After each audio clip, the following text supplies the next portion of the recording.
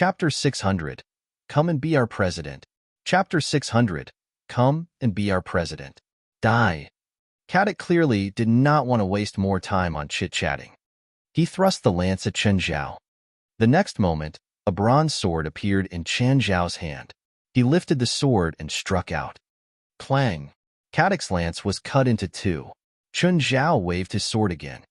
Caddick's right arm was severed. Caddick was dumbfounded. So was Kate. Chun, you?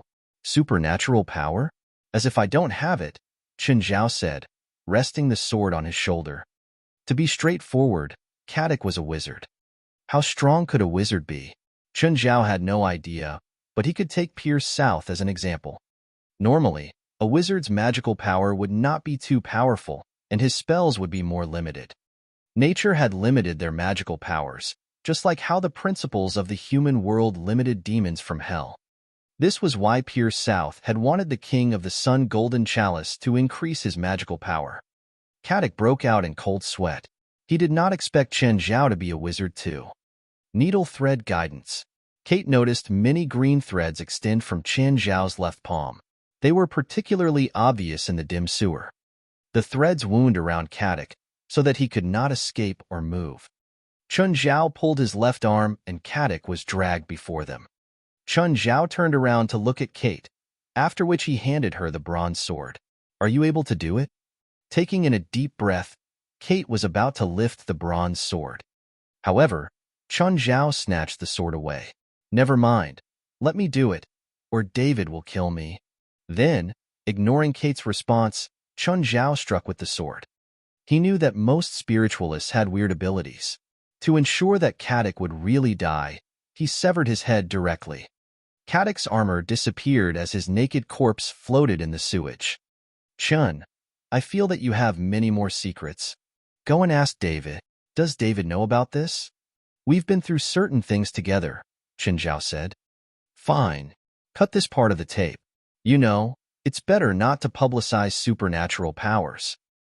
Are you scared that you'll be sent to a lab and cut into pieces? The government knows about us. Even if you upload the entire video, the government will try to cover it. Chen Zhao returned to the monitoring room and destroyed all the hard disks containing the surveillance videos. Soon, the police arrived. It was a sleepless night for the whole of LA. It was basically a terrorist attack. More than a dozen innocent people had been killed, half of which were rich people in LA. Dozens of robbers had also died in the hotel. Hey, Chun, I've heard about what happened in Hilda Hotel. Okay, thank you. No problem. I heard that someone with a Spider-Man hood saved everyone. Oh, is it? Rasfa did not continue the topic. Come and chat when you're free. Just as Chen Zhao hung up, a car in high beam suddenly approached his car. Feeling the dazzling light, Chen Zhao quickly stamped on the brakes. Suddenly, another car came from the back, blocking Chen Zhao's path. Chen Zhao was immediately ready to fight. Someone walked out of the car before him. However, the person walked toward him with his hands raised in the air. What's happening? The person walked to the window. Chen Zhao looked at him, confused. Hello, I'm West. I work for the Supernatural Organization of America. Supernatural Organization of America? What's that? Mr. Chun, I know that you're a wizard. Chen Zhao frowned. Unknowingly, his identity had been exposed. Nevertheless, he seemed extremely calm, unlike the past where he would be nervous. So, are you going to arrest me? No, I hope that you can join us. Chen Zhao rolled his eyes. I'm a foreigner. If you wish, you can become a citizen at any time. No, I think the green card is enough. Mr. Chun, even if you're a foreigner, you can still join us. Is there such an organization in every country? And everyone's been fighting each other secretly? West readjusted his emotions. Mr. Chun, you are imaginative. In fact, our organization doesn't take part in any political struggles. It's part of the International Supernatural Agreement. What the fuck? There's an International Supernatural Agreement? Our aim is to protect the common people from supernatural powers. The supernatural organizations in different countries will only cooperate and not fight with each other. It's like the International Space Station, a result of the collaboration between several countries. China isn't involved in the International Space Station. Mr. Chun, has anyone pointed out to you that you're an excellent conversation ender? West was upset. Qin Zhao shrugged helplessly. I do obey the law most of the time. Can you just pretend that I don't exist? I'm the one who's talking to you right now precisely because you haven't been using your powers to commit crimes, West said. Can you tell me how you found out about me? In the recent month, you have been legally killing people a few times. Today, when you went to Hilda Hotel, we located you with the surveillance system on the roads. If I reject you, are you going to force me to join through a fight? Mr. Chin, we're a legal organization recognized by the government and also internationally. We're not illegal, like what you might have thought. Then I reject. Goodbye. Mr. Chun, wait, let me finish. West stood before the car, so Qin Zhao could not drive. We're going to pay you. How much? 200,000 per year. Goodbye. No, don't go. Let's discuss it. I promise it's good for you. Trouble is the last thing I want. Mr. Chin, if you're worried about your nationality, you can return to China to register and then join our organization as an expatriate. Are you really short on manpower? You even want foreigners? West almost cried. You have no idea. We're not just short on people, but all our members are weak as fuck. That did not seem like a good way to describe oneself. We have 12 people in the organization at the moment, and all we can handle are ordinary supernatural events. We can't even deal with those that are slightly more difficult. Please come and be our president. Let me think about it. West grabbed Chun Zhao's steering wheel. Mr. Chin, we can discuss the salary. Please come and be our president. Qin Zhao had a growing feeling that the so-called Supernatural Organization of America was unreliable. West's face was filled with pleading. Mr. Chin, our youngest member is only 15 this year. 10 days later, he's going for a mission investigation. Can you bear to see him do that? Yes. Chapter 601, Super Failure Club. Chapter 601, Super Failure Club. Let go. I'm leaving. Mr. Chun, our organization doesn't have anyone with combat abilities. The last leader was a toxicologist from Mexico, but he quit after one mission. And the one before that. West kept complaining. Chun Zhao realized that the leaders of the supernatural organization were all foreigners. Don't you have a local leader? West looked at Chun Zhao with a pained expression. I'm the current leader. Huh. West was about to cry. I'm the current leader. But before this, I was just a secretary. Every time we have an event, I have to get help from foreign organizations. Every time, we have to pay a few $100,000. Within half a year, all our budget is spent. Chun Zhao's expression darkened. America should have a lot of powerful witches. How come you don't go for them? West looked like he was constipated. He couldn't say a word for a long time. Speak? They said that they looked down on us. None of them came. We once invited a witch. And then? She scammed us of $1 million and then disappeared. For some reason, Qin Zhao felt that the Supernatural Organization of America was just a super failure club. West felt helpless. Qin Zhao felt helpless too. Qin Zhao couldn't get rid of him. If not for the fact that the group title had America in it, he would have floored the gas pedal. So this means that when you said you wouldn't be talking to me if I use supernatural abilities to commit crimes, you were actually lying. No, our members behind us are prepared to attack at any time. Where? Call them out for me to see. 5 people came out of the car behind them. One was a boy around Yura's age. One had an edgy mohawk. One was an elderly man with a cane. And there were 2 women. One woman wore glasses and looked nervous, while the other did look quite powerful. She was probably the one with the most battle intent. These 5 are our main fighting force, West said. It might be Chen Zhao's imagination, but when West mentioned these 5, he seemed to be a bit proud. Chen Zhao got out of his car. Show me your talent. I mean, abilities. Old guy, you first. West immediately waved. Burr, come. Show your true abilities. Burr took 2 steps with his cane and then threw it to the side. Arg. Then Chun Zhao watched as the old man named Bill started expanding. He turned into the size of Hulk. But the next instant, Burr started shrinking and fell to the ground. I'm gonna die. I'm gonna die. The others hurried over to help him up. Chun Zhao massaged his temples. At first, he thought that this old man wasn't bad. But then he went down in 3 seconds. That was too fast. Burr isn't in a good state today.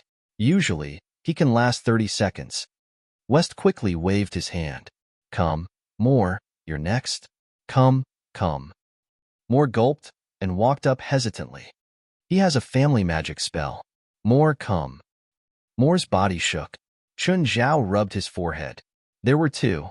He thought that he was seeing things, but yes, there were 2. Cloning? Yes, cloning. And then? And then what? So, he became 2.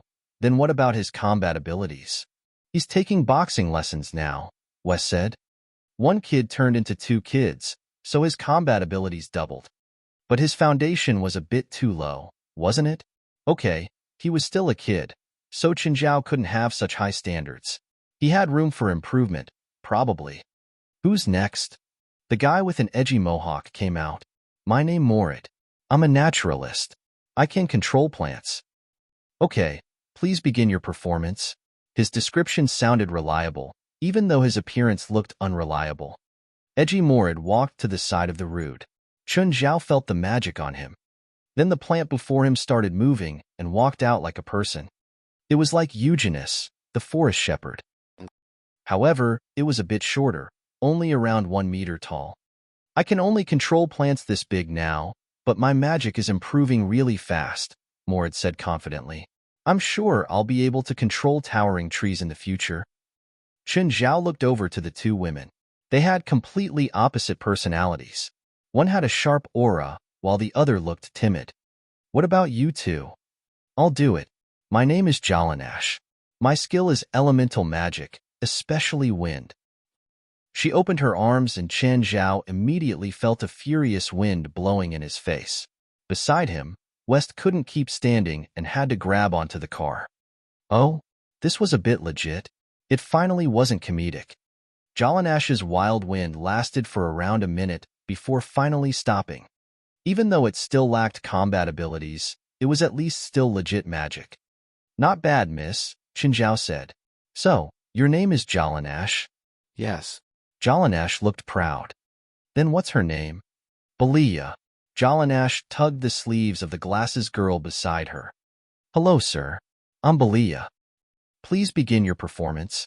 Here. Belia asked. Is there something wrong? Belia glanced at West, who nodded. Do it. Belia took out a bracelet and handed it to Chun Zhao. What is this for? Belia didn't reply. She started squirming. Then she tossed her glasses away while still wriggling. Chun Zhao was confused, but something in his body seemed to have been activated. Belia danced while taking off her clothes. Next, Chun Zhao's right arm suddenly swelled, scaring everyone. Even Chun Zhao was scared. Belia's striptease ended too. She stared at Chun Zhao in shock. What's going on? How did it get activated suddenly? Chun Zhao was confused. His mouth of gluttony hadn't been activated in a long time. Belia has Godiel's blood. They have a special magic culture, similar to shaman war songs and dances. It can temporarily stimulate her comrade's potential. But she's doing a striptease. She's never learned the war dance before. Before we hired her, she worked at a bar. West paused. As long as you hold her special bracelet, you'll be able to feel her dance. Tell me, if she does this dance on the battleground, will it stimulate our potential or the enemy's potential? Chapter 602, Privatization. Chapter 602, Privatization. West looked at Chun Zhao. Chun Zhao also looked back. Why don't you just disband the organization? Actually, we have a few more people. Oh, are they not here? Accountant, logistics, warehouse manager, president's secretary, and HQ security guard. Wait, you said there are 12 of you, but that's only 11 including you, right? It'll be 12 if you join us. What missions have you done recently? Fighting evil spirits, fighting evil spirits, Fighting evil spirits. Fighting evil spirits. Are there that many evil spirits in LA for you to fight? No. Actually, it's the same place, but we kept failing. Okay, they're hopeless. Aren't they just a bunch of trash? A combat organization with an equal number of combatants and support staff, and a president. Disband it? Wait, don't you want to see the president's secretary? She's super hot. Wes took out his phone and opened a photo. Do you think I don't know about Hollywood stars? This is Kidman, and when she's young. Oh, wrong photo. It's this one. Isn't she hot? Chun Zhao looked at the woman in the photo. She was indeed pretty. Is this really the president's secretary? Yes. Chun Zhao turned to look at the 5 combatants. All of them looked away. Is your president lying? Nope, Jalanash said. Chun Zhao frowned in suspicion. Hey kid, tell me, is this really the president's secretary? Yes, former secretary. What, former secretary? She resigned after being harassed by the president. West panicked. As long as you agree to become the supernatural organization's president, you won't have to worry about the IRS anymore. Oh, can you guarantee that? We're a government organization, after all. We have that power. Does the organization normally just fight with evil spirits? Yes, more or less. I have my own job. You don't have to stay in the HQ all the time. Just go there when you're free, Wes said solicitously. We also have Social Security and major accident insurance. The claim is guaranteed. $200,000 per year? Yes. There won't be things like fighting the supernatural organizations in other countries? Absolutely not. Will spiritualists be arrested and studied? That's prohibited by the International Supernatural Agreement. Any country, organization, or lab that conducts inhumane experiments on supernatural people will be punished. Like how? Offenders will be attacked by all the supernatural organizations in the world and have their souls drawn out while alive. Fine, that's very supernatural. What's the procedure to become the president of the organization? Sign on this parchment. Chun Zhao took the parchment and injected a small amount of magical power. Then, the content on the parchment was displayed. The president has no rights to transfer the funds. It's to prevent what happened last time from happening again. My house is here. Do you think I can even run away? Remove this line. As the president, of course, I should be able to manage the funds. How about our accountant? If you need anything in the future, ask the accountant to report to me and ask for approval. Change this to, the funds are managed by the president.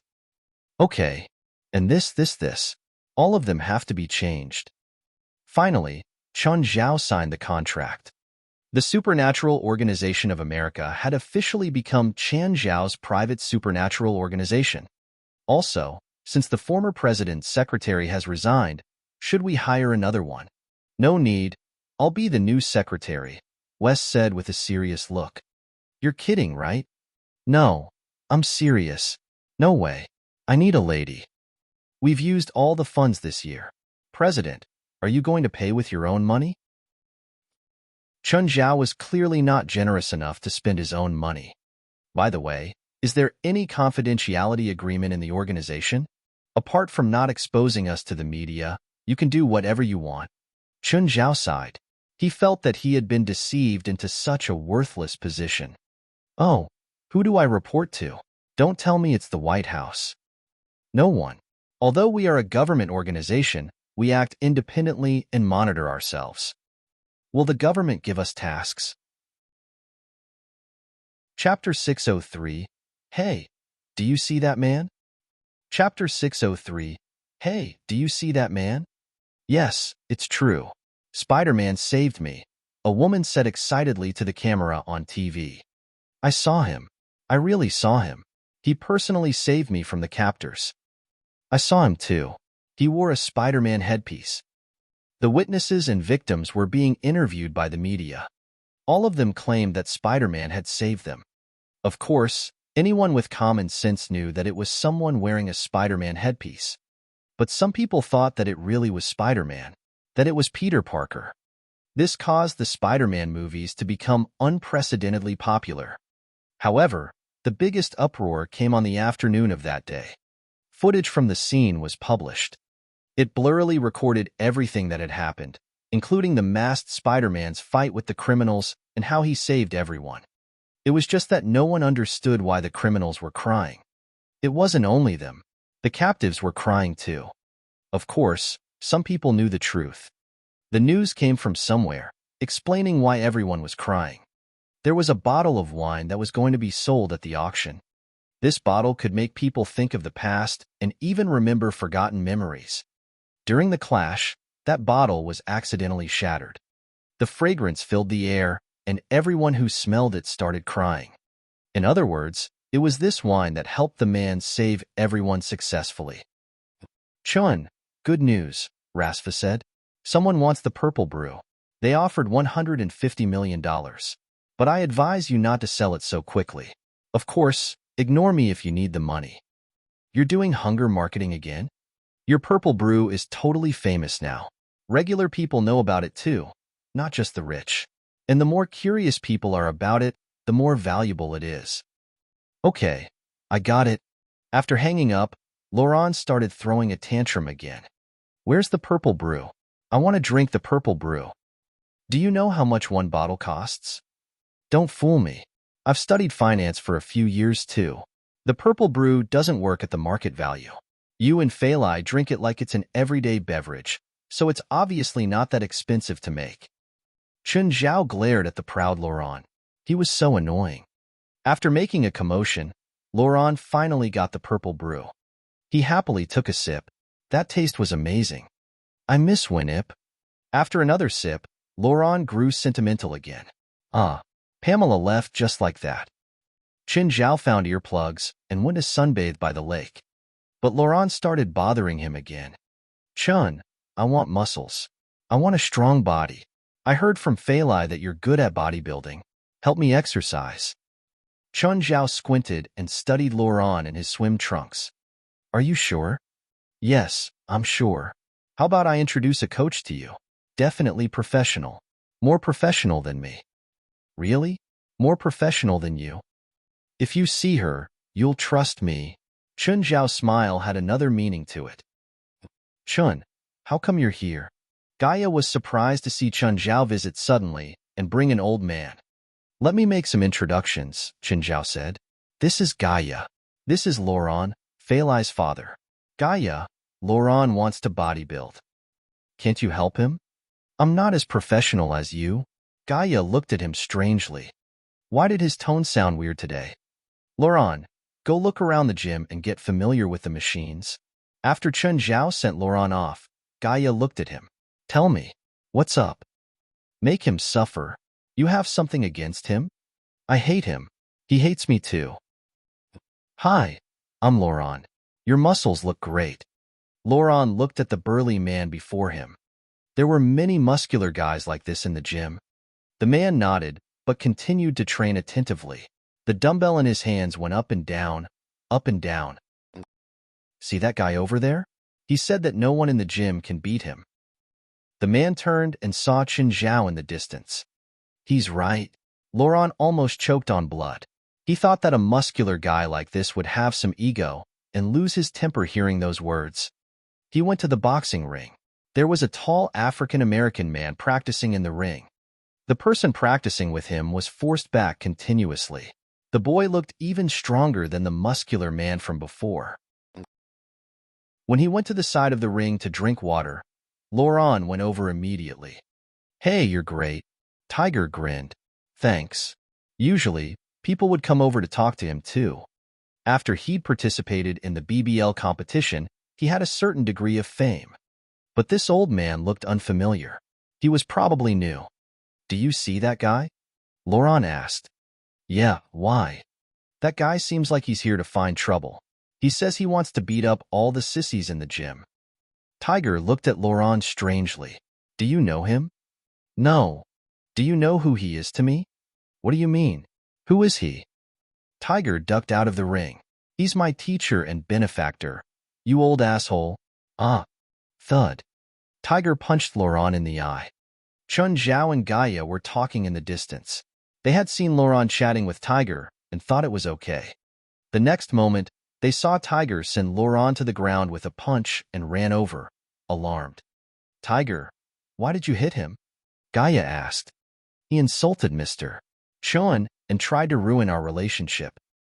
Chun Zhao's face darkened. He didn't need Tiger to speak further. He could imagine what Laurent was trying to do now. You old bastard. Chun Zhao checked Laurent. Fortunately, he didn't die. Unfortunately, he didn't die. Wah. Chun, that big guy hit me. Help me teach him a lesson. He's going to be your boxing coach. Chun Zhao patted Tiger's thick arms. Earlier, he was testing your endurance. Seems like you're stronger than expected. This way, he can give you a more accurate training plan for the next few days.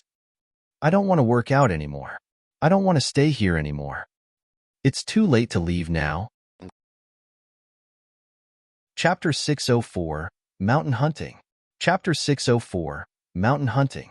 Laurent really wanted to slap himself. How could he be so cheap? He was simply looking for trouble. Bang, bang. Tiger smacked his gloves against each other. Come, again. Use your strength. Tiger, Laurent is old. Don't kill him. Got it, Mr. Chen. Tiger answered in the ring. As long as you don't kill him, you can beat him up however you want. Chun, I'm not training anymore. I've already arranged the course for you. You're quitting now? They won't give a refund. Ah.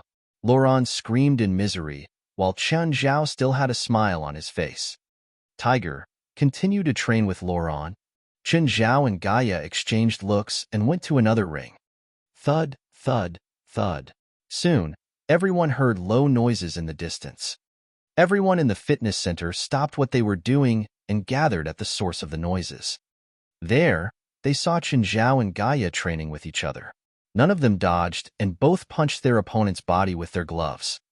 They took turns to hit each other. The low noises were produced when their fists landed on their opponent's body. All the onlookers were flabbergasted by the sight. If any of the two were to hit someone else, the person would probably be disabled in one punch. They only stopped when their fists were slightly injured. The crowd opened a path and allowed the two to pass. What's the progress on that treasure? Someone is translating the nautical dairy at the moment. I think he still needs more time. Are you sure the translator won't disclose the information? Huh. You're worrying too much. Even if he tells everyone around him what he's translated, it won't matter. Laurent staggered toward Chun Zhao and Gaia and collapsed before them. I'm dying. Do we need to send him to the hospital? No, he won't die. Chun Zhao squatted down in front of Laurent. If you don't get up, I'll ask Tiger to spend 10 more minutes training with you. The sentence was like an elixir. Laurent indeed stood up at once. When Fei Lai returned home at night, she saw the injuries on Laurent's face. Chun, did you two have a fight? But after she gave it a second thought, she knew it was probably not the case. If the two of them really fought, Chun Zhao could have killed Laurent. He wanted to train his muscles, so I brought him to Gaia. Dad, why do you want to train? Forget it. It's already over. Laurent felt like crying. He did not want to talk about it. Fei Lai suddenly had an idea. Why don't we go hunting? Cough, cough. Whenever Chun Zhao thought about the hunting experience he had with Risfar and Del, he would be creeped out. Chun, didn't you say last time that we'll go hunting together? But I meant together with you. 2 people. Chun Zhao turned his head. Not 3. Hunting's great. Let's invite Kareem, Howard, and Kane. Fei Lai grabbed Chun Zhao's arms and stared at Chun Zhao with watery eyes. Can we? All right. Given his promise earlier, Chun Zhao obviously could not reject Fei Lai now. All he hoped now was that Laurent would scram as soon as possible. With such an irritating father-in-law around, he could not even be intimate with Fei Lai. Should I call Winip and ask her when she'll return? Forget it. If she returns and comes straight to LA, we'll have more third wheels. The next day, Fei Lai still went to work. Chun Zhao and the others stayed at home, preparing the equipment needed for hunting in the mountains. At some point, there was one more person. Anyway, since there were already so many people, Chun Zhao would not mind one more. He had long lost hope in having a 2-person forest tour. Chun Zhao went to Risfar's place and borrowed a few hunting guns. The following day, when everything was ready, the group left the house. The wood before the house was connected to the mountain forest, so it was really convenient. However, there weren't any wild animals around. Even if there had been, they would have been eaten by Princess and the rest. Because they were hunting as a family, Chunjiao had brought many pets with him. Samuel had been cutely begging him, so he had to bring Samuel along. And also Black Ma, White Ma, Walter, and Princess. Even Abitos had learned to act cute like Samuel. It was actually horrifying to see Abitos act cute. He would roll in the living room, destroying all the things in the way. Chunjiao was scared that should he leave Abitos at home, he would need to refurbish the house when they returned. He had to take Abitos with them. Fortunately, Abitos was no ordinary lizard. It was difficult for Komodo dragons to move in the forest. On the other hand, Abitos could climb a tree and run in the forest. Chun, help us carry some stuff. Kareem was carrying 20 kilograms of equipment. Howard and Kane had bags of similar sizes. However, Chun Zhao continued to hold Samuel in his arms. I'm carrying a lot too, Chin Zhao said. Lauren, go and help them. Don't you want to train your body? Try walking with weights. Asshole, my belly is already a weight. Kareem, Howard, and Kane almost cried. They had been thoroughly enjoying themselves over the last few days. They originally thought that they could play until the day they returned to Sacramento. In the end, Lauren called them and forced them onto the mountain. Fine, it was just hunting, which was a leisure activity too. However, when they departed, they realized that they were not the ones hunting at all. Lawrence's family was hunting.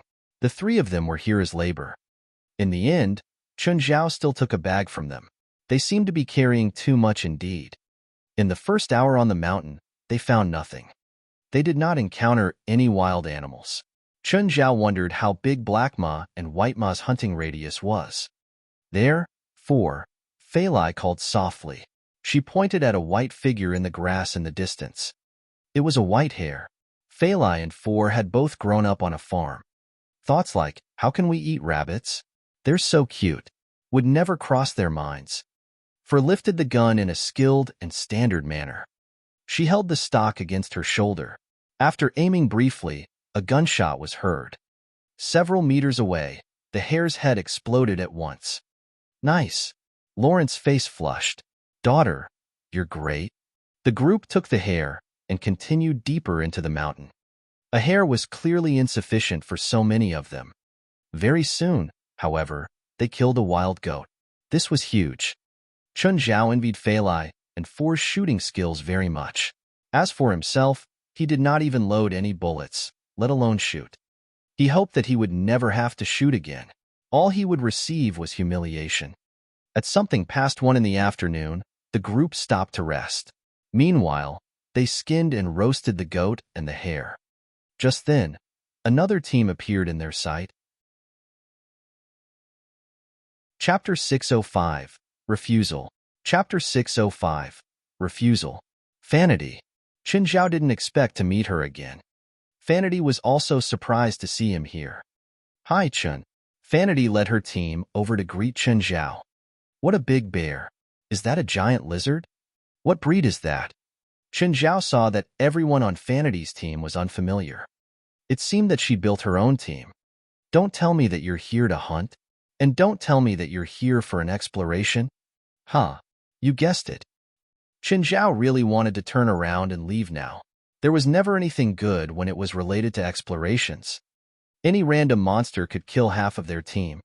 It's just a regular relic this time. Fanity clearly knew that Chin Zhao was worried he would be involved in some monster fighting again. Chin Zhao glanced at Fanity's team. They were much more normal this time. At least, there were only a few who were fully armed. Chun Zhao introduced Fanity to the people on his side. Lauren, Fei Lai, and 4 were all curious about Fanity's career. They really were from one family. They had identical interests in this aspect. Are you interested in exploring? This time, we're going to a branch of the Incan civilization. It's not that far from here, just about 20 kilometers. 20 kilometers wasn't far, but this was in the mountains. Traveling 20 kilometers in the mountains could make an adult die of exhaustion. Of course, it was mostly because Chen Zhao honestly hated explorations.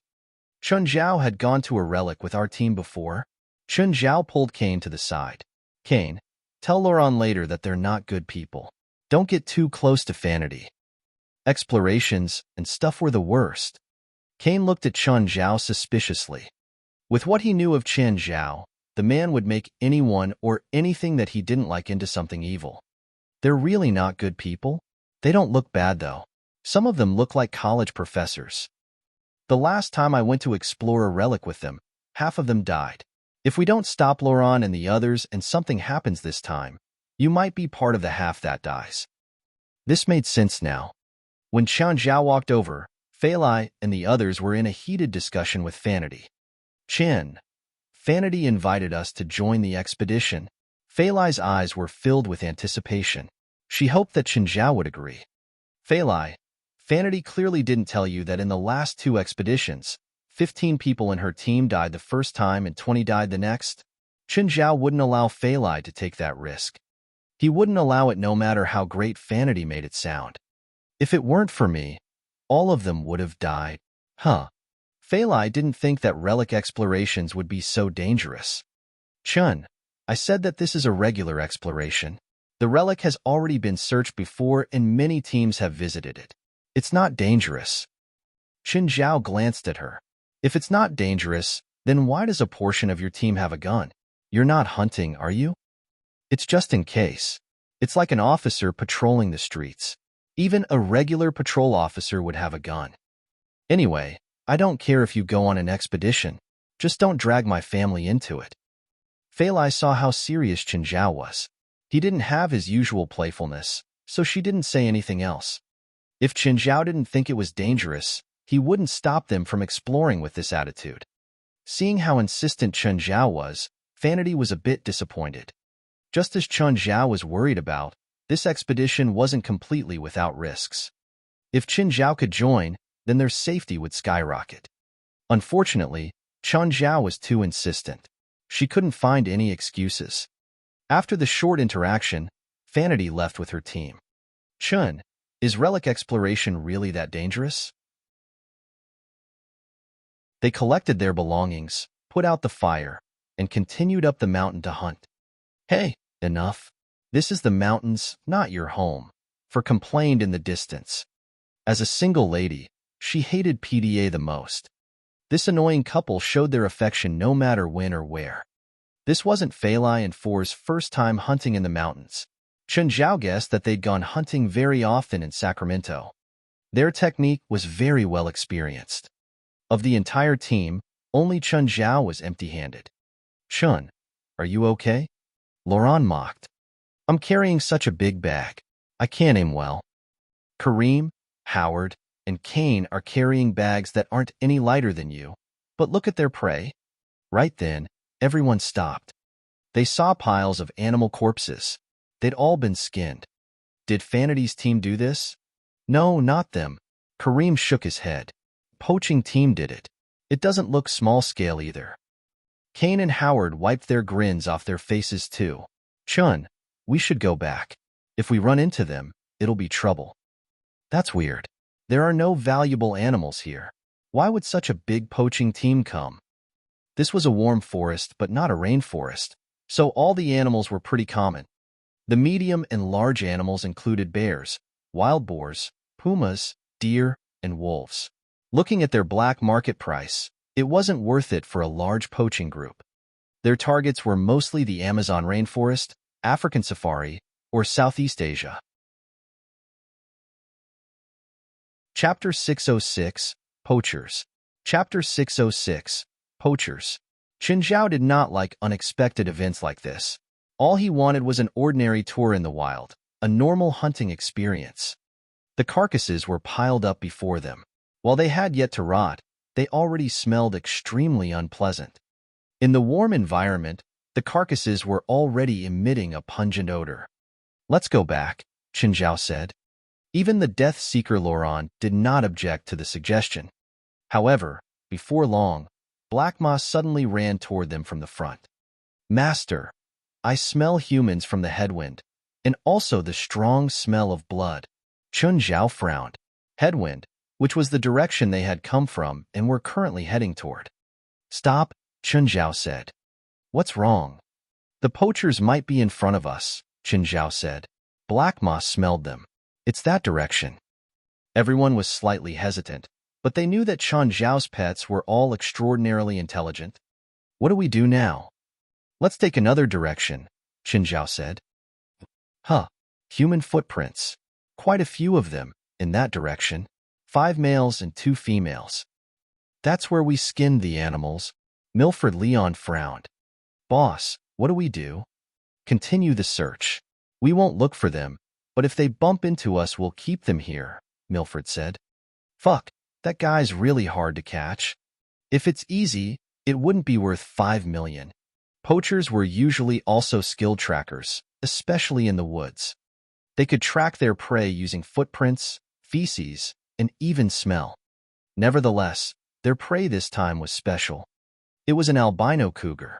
In the black market, a rich person had placed a 5 million bounty on catching the cougar. Cougars had always been a popular pet among the rich. Cougars were also big cats, but their sizes were very different from lions. They wouldn't be that big, so they were less threatening to humans. On the other hand, they were significantly larger than normal cats. Hence, raising a cougar had become a symbol of status among the rich. An ordinary, healthy cougar cost from $30,000 to $100,000. Strangely enough, in America, it was illegal to sell cougars, but not illegal to raise them. Due to market demands, the cougar black market was born. Every year, more than 1,000 cougars would be sold in the black market. Most of them were captured by poaching teams. As for this particular team, they had skinned the animals only for some extra income. A normal buckskin could be sold for $100. If they did not manage to catch the white cougar, they could at least sell the skins and not make a loss. As a poaching team, their hunting methods were far more efficient than an ordinary hunter. They would set up various traps. Even humans might get hurt, not to mention animals. As for things like ecological balance, they were clearly unconcerned. Boss, look at this footprint. Milford walked up to check the footprint. Upon seeing it, he gasped uncontrollably. What is it? Can you tell? Think it's a bear? Black bear? Brown bear? They can't be this big. From the depth of the footprint, it's at least 1,200 kilograms, Milford guessed, uncertain. As the head of a poaching team, he had good knowledge of various wild animals. He had studied them before, especially the valuable ones. In the black markets, special and rare animals were worth a lot. For example, a panda would cost at least 5 million. However, if anyone dared to steal a panda from China, he would probably be shot before being able to leave. It was riskier than drug trafficking. The panda was a national treasure to China. Clearly, offenders would not be spared. Therefore, even though pandas had high prices in the black market, nobody would dare or be able to get one. Mutated species were worth a lot too. An example was the albino cougar they were tracking at the moment. It was a rare mutant. But now, they seemed to have discovered a new target. An ordinary bear would cost no more than 50,000. However, if it was a mutated bear, the price would increase at least tenfold. From the paw prints, it should be a brown bear, but a few times bigger than a normal one. Let's get the bear. Milford licked his lips. It was a delightful surprise. Catching the bear would surely earn them much more money than skinning animals along the way. The bear's footprints overlap with those people's. Could the bear be tamed? In any case, let's get the bear first. So what if it's tamed? Now it's mine, Milford said firmly. The team began to track the footprints. Until it was evening, they still had not caught up with the group ahead. Boss, I think that they know we're here. They've been avoiding us. We're getting deeper into the forest. They can't leave. Sooner or later, they'll be tired and we'll catch up with them. Like what the poachers guessed, Chun Zhao's group was indeed somewhat exhausted. Apart from Chan Zhao, everyone was almost too tired to walk further. It would be a bad idea to walk too quickly on a mountain because the humid air and warmth would rapidly drain one's water and energy. Even a marathon runner would not be able to move at a consistently high speed in such an environment. The rugged mountain terrain and frequent vegetation obstructing their way were all factors that slowed them down and consumed their energy. I can't. I can't. I need to rest. Laurent was too tired to walk. He sat down before a bush with a thud. Suddenly, a white figure shot out from the bush. Shocked, Laurent threw himself on the ground, covering his head with his hands.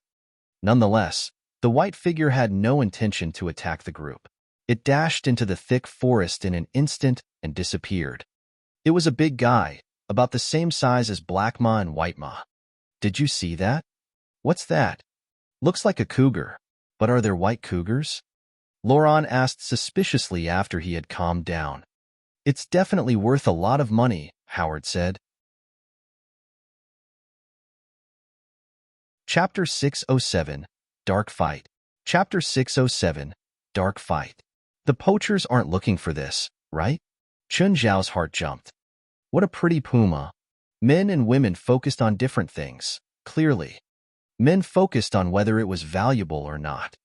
Women focused on whether it was pretty or not. Chun, do we have to keep going? Dad looks like he can't walk anymore.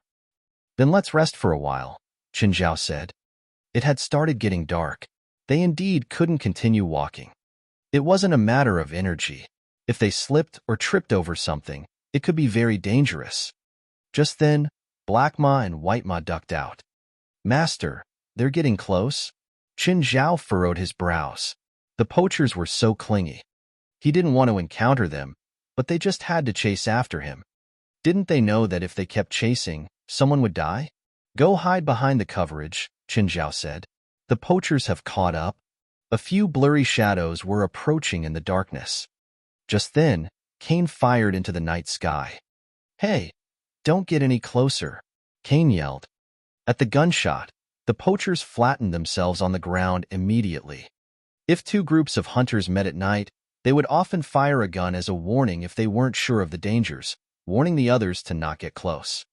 Usually, if they didn't have any negative intentions, they would also put distance between each other. But the poachers clearly didn't have good intentions. Boss, what do we do? Milford Leon licked his lips. What are you scared of?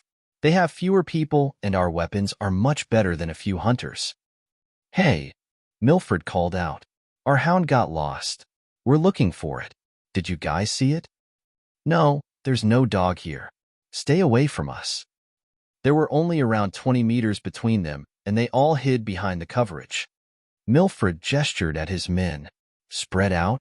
There was a lot of coverage, so it meant that the side with more people had another advantage.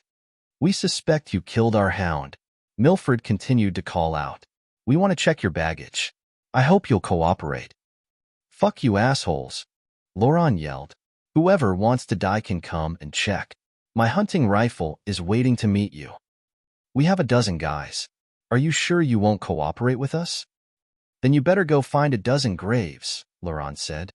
Chun Zhao looked down and said to Fei Lai and Four, when there's a conflict later, don't do anything. Just let us take care of it.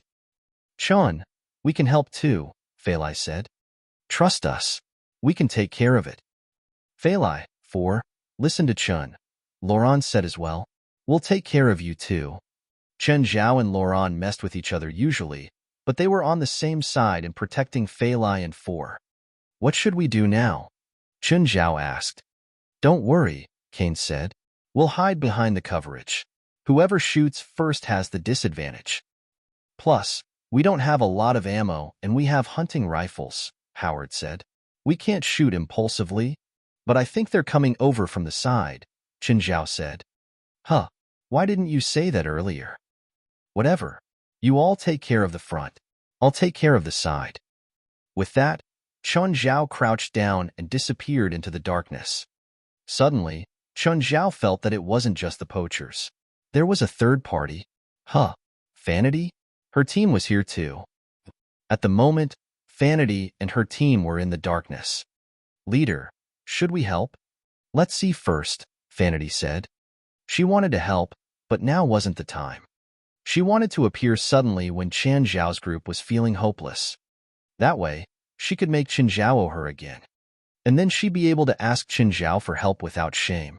Leader, is that Chinese guy really that important? Fanity's current team was all new. They didn't know about Fanity's experiences, let alone know Qin Zhao. She paused for a moment. You've experienced dangerous relics, right? I wanted the one in the quaint trench, a new guy said. He was new in Fanity's team, but he wasn't new to the exploration world. With his background, he was actually very experienced. The quaint trench was one of the most dangerous relic clusters. Anyone who could come out of it alive was a senior figure. If they went to another team, they would be one of the core members. Fanity looked at her new member. Last time, I entered a relic with my original team. There was a very dangerous mutant species there. Not only one but a whole group. We had horrible casualties. Our modified weapons had limited effects on the mutants. The new member fell silent. He'd run into mutants before too. When facing mutants, a human relied the most on firearms. If their firearms lost effect, then it would be a massacre. And he used a cold weapon and killed a dozen of them with brute force and helped the rest of us out of the relic. Everyone gasped. Most of them had encountered mutants before. They knew how terrifying it was, but someone had used a cold weapon to massacre a dozen mutants. Then why don't you invite him to our team? If he's here, our team's power will increase greatly. These explorers weren't arrogant. After all, they searched for exhilaration in life-or-death environments. They naturally placed importance on skills. It's not time yet, Fanity said, eyes gleaming. Suddenly, a pained cry came from the darkness. Ah! Bang, bang, bang, bang, bang. Pained cries sounded continuously, as if someone was in immense pain. Fanity and her team were all frightened. They didn't know what had happened. Save me, boss, save me. The one screaming was a poacher, but because he was in the dark, no one knew what had happened. They could only listen to the poacher's tragic cries in the dark. Thud. Just then, a corpse fell into the group of poachers. Motherfuckers, get out, or else you'll end up like him. Milford looked down. This was his man, but he was in pieces now as if torn apart by something. Chapter 608, Beast Battlefield. Chapter 608, Beast Battlefield. Milford Leon's face darkened. It must be that bear. Spread out, direct attack. While Milford was a poacher, he was also a veteran. He knew how to deploy his men in various situations. Their advantages were their number and weaponry. The other party had only a few people and had hunting guns. Hunting weapons were not too strong and had slow reload speeds. Therefore, as long as they spread out and moved forward together, their enemies would not be able to deal with them. Their enemies had a beast hidden in darkness, but so long as they kept their distances, they could protect each other. If that beast dared to show up, they could kill it directly. Bang! Kane fired his gun and accurately shot a poacher. These people were poachers, after all, not soldiers. That single shot was enough to make them panic and lie back on the ground. Suddenly, however, a Betos who had been hiding on a tree rushed down and bit a poacher's neck in silence. Then, he quietly dragged the poacher up the tree. The poacher was still alive and struggling with his limbs, but his neck was broken. He was not far from death. Then, Qin Zhao made some noise on the left side of the poaching team. Alerted by the noise, all the poachers pointed their guns at the place where Qin Zhao was hiding. Black Ma and White Ma immediately charged in from the back and dragged two poachers into the bushes. Milford's expression changed slightly. From various signs, it was obvious that the other party had more than just one beast, probably even more than two. Moreover, the beasts were alarmingly smart. They knew how to divert attention and make a surprise attack. Suddenly, something fell from the trees. The poachers took a glance. It was another badly mutilated corpse. Damn, something's hiding on the tree too. What animal can climb a tree and also drag a human up there? Everyone was creeped out. The place was scary. They felt as if they had entered the hunting ground in a monster movie. It was like an alien movie, where the aliens would strike in darkness. Gather, gather. Milfred did not dare to be careless anymore. If they kept spreading out, they would definitely be eaten by the hidden monsters one after another. They had to gather while they still had the upper hand. Just then, a white figure flashed past. Another person was dragged into the darkness. Bam, bam, bam. The albino cougar had actually also been hiding around here, looking for a chance to counterattack the poachers. The albino cougar was obviously larger than an ordinary cougar. It could easily defeat an adult human. Chun Zhao noticed that the poachers were gathering together, which would make a situation more difficult. After all, even Princess would get hurt should she charge up rashly and be focused on. Chun Zhao scanned around him and saw a huge rock. It seemed at least a few hundred kilograms heavy.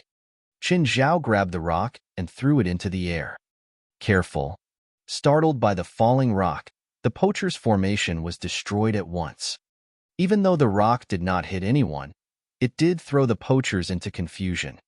Chun Zhao found another rock in the darkness and threw it hard at them. The poachers could not do anything other than run for their lives. Stop. Don't panic. At the moment, Milfred was the only one who was still rational. But it was useless. Everyone else was in chaos. Another rock fell right beside Milfred. Now, even he had to lower his head and dodge. Finally, Princess, Abitos, Black Ma, White Ma, and the white cougar stormed into the crowd and began a massacre. There were gunshots, but they were short-lived. The poachers' screams of misery were more obvious. What the fuck? Vanity and her teammates were dumbfounded. They had night vision devices, so they knew what had happened on the battlefield. They saw how the beasts had managed to kill the poachers. It was like a horror movie. The poaching team originally had a proper formation, but for some reason, they kept getting assaulted and harassed. In the end, the team was flung into a mess. When their only advantage vanished, all that remained was a slaughter. Vanity once again experienced for herself how scary Chun Zhao was. Not just Chun Zhao. His pets were as terrifying too. Having been to Chun Zhao's house, Vanity had seen his pets. However, back then, his pets were intelligent but safe. Now, she knew that it was only because of Chun Zhao's constraint. When Chun Zhao released them, they would become true night killers. Let's go. They won't need us. If he discovers us, there might be a misunderstanding, Vanity said. Captain, I think he knows we're here, an explorer said. What? We're a few dozen meters apart. How could he know? He's looking in our direction. Vanity's face paled, and she could feel her hair stand on end. Fortunately, they had no evil intention, for otherwise they might have become Chun Zhao's targets too. As for whether they could fight Chun Zhao, Vanity did not dare to keep thinking. Their equipment was about the same as the poaching team, but they did not have as many armed members. Since Chun Zhao could easily defeat the poaching team, how difficult could it be to deal with them? Of course, they had night vision devices, but Vanity did not have the courage to go against Chun Zhao. She still remembered what he had done back then. It was really unwise to battle him. Let's go, Vanity said again. They had to leave now. Compared to Vanity, who had escaped, Laurent, Kane, Howard, and Kareem were much more upset. They were ready to have a bloody battle to protect the two girls. In the end, they did nothing. Kane at least shot a poacher. The rest did not even move their guns. Chun Zhao and his pets alone killed all the poachers. Chun, can we come out now? Yes, Chun Zhao answered in the darkness, leaving the cover. The group walked to the corpse-filled battlefield, while Chun Zhao checked his pets. Princess was shot a few times, but her skin and fat layer were too thick. She was mostly fine. Abitos was the cleverest one. He was not hit at all. Black Ma and White Ma were hit once and twice respectively, but their injuries weren't too bad either. Huh. Phalai suddenly exclaimed.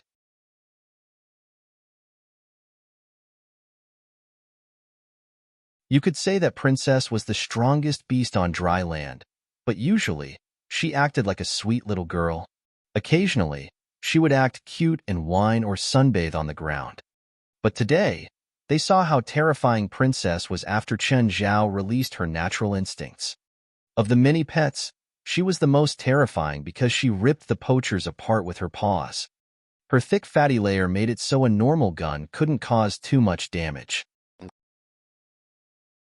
As long as they didn't shoot continuously, Princess was practically undefeatable. Then there was Abydos. Laurent and the others felt differently about Abydos and Princess. If Princess was a wild warrior, then Abydos was a calculative killer. They remembered how Abydos had done a sneak attack on the poacher earlier. Like a ghost, he'd appeared out of nowhere and without warning. Then he dragged the man into the shadows and disappeared. "You three go take care of the bodies," Laurent said. "Dad, aren't we going to call the cops? It's too troublesome." Chun Zhao felt that this former senator wasn't very law-abiding either.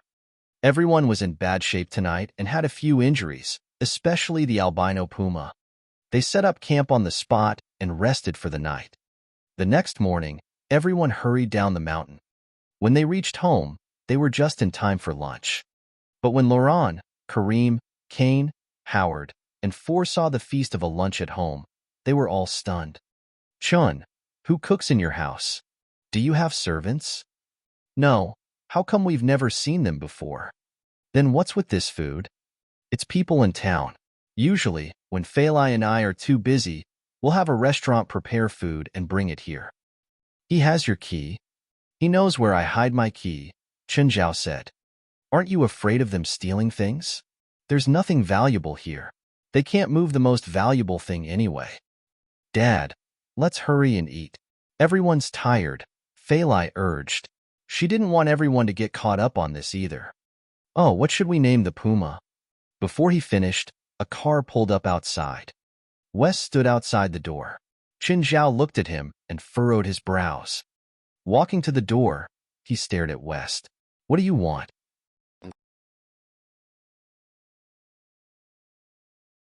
Chapter 610. A Visit to the HQ. Chapter 610. A Visit to the HQ. President, don't you think you should visit the HQ? Did you deceive me into becoming the president so that you can lure me to the HQ and then kill me? President, can we be serious, please? Fine, but come in first. I just returned from the mountain. Let me rest for a bit. West entered the living room and saw the group around the dining table. When Chun Zhao returned to the table, Feilai asked, "Is that your friend? Ask him to come and eat with us." "He's not hungry." Feilai widened her eyes. "Aren't all Chinese people hospitable? That's clearly false." "Where did you hear that from?" Chun Zhao rolled his eyes. Chun Zhao did not want to entertain West, but Feilai would not allow it. She took some roast meat and poured a glass of purple brew for West. "Sir, please help yourself." "Thank you." "Ah, it smells so good." Feilai realized that West was not really affected by the purple brew. He must have little love experience, Feilai guessed. West was also a spiritualist.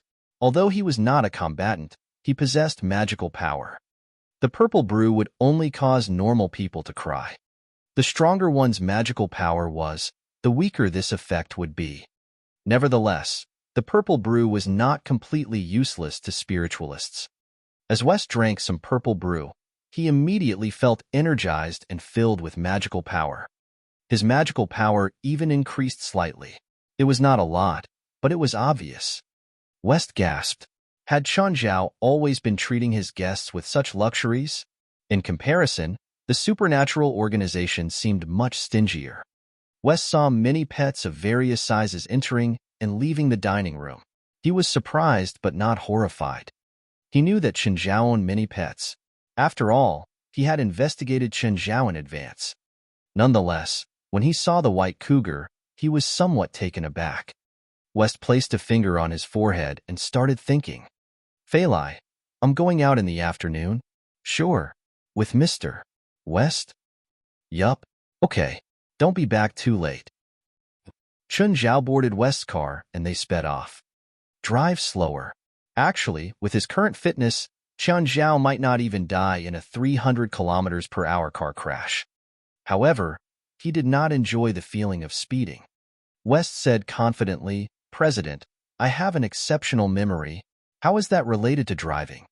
I remember every turn and intersection."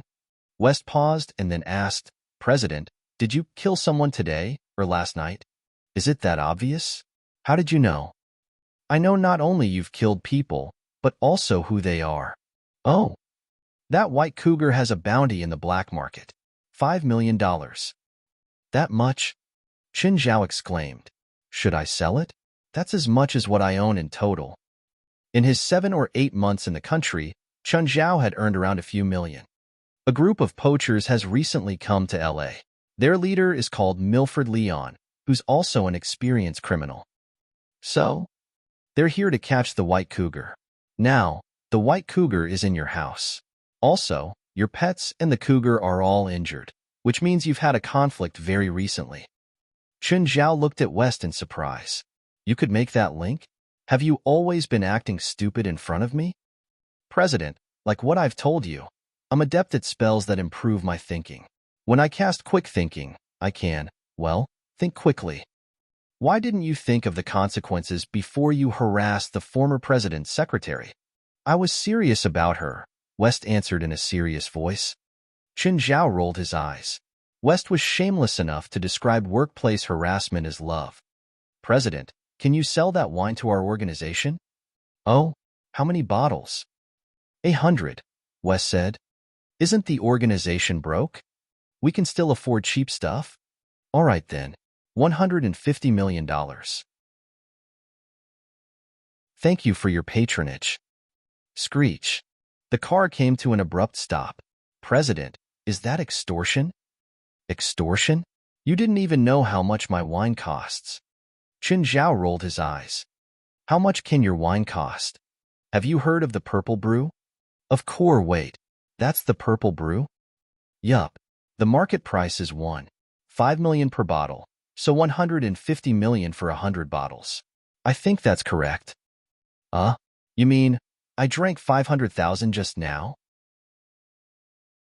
West looked as if his family had just died. He couldn't think about it without feeling hurt. It was 500,000. He had of course heard about the famous purple brew. Everyone on the streets had been spreading various rumors about it. He would never have guessed that the wine he had drunk was actually the renowned purple brew. The purple brew had almost become a legend. The masses longed for a closer look, while the rich longed for a tiny sip. President, don't even think about it. I've already condescended to become your president. Do you want me to spend both effort and money? Qin Zhao rejected West without hesitation. He had not even received a single penny from the job. Why would he make any contributions? Was he stupid? Qin Zhao began to ignore West. The car drove into the slums. The more prosperous a city was, the more likely it was to have slums. The world-renowned city Los Angeles also had world-renowned slums. Did you arrange a Last Supper for me? President, can you please think like a normal person? But you're at least the prestigious Supernatural Organization of America. Why would your HQ be here? It seems more likely that you've arranged a few gangsters who'll shoot me after I alight. Even the government can go bankrupt. The organization sometimes has a very tight budget. President, please understand. Qin Zhao sighed. How tight is the budget? Actually, sometimes I really envy China. Why? Is the organization in China very powerful? Qin Zhao felt proud. No, but at least you can pick up trash and sell it for money there. Stop, I'm leaving. I don't want to be your president anymore. What did that mean? Is the organization so broke that they have to pick up and sell trash? Then what am I as the president?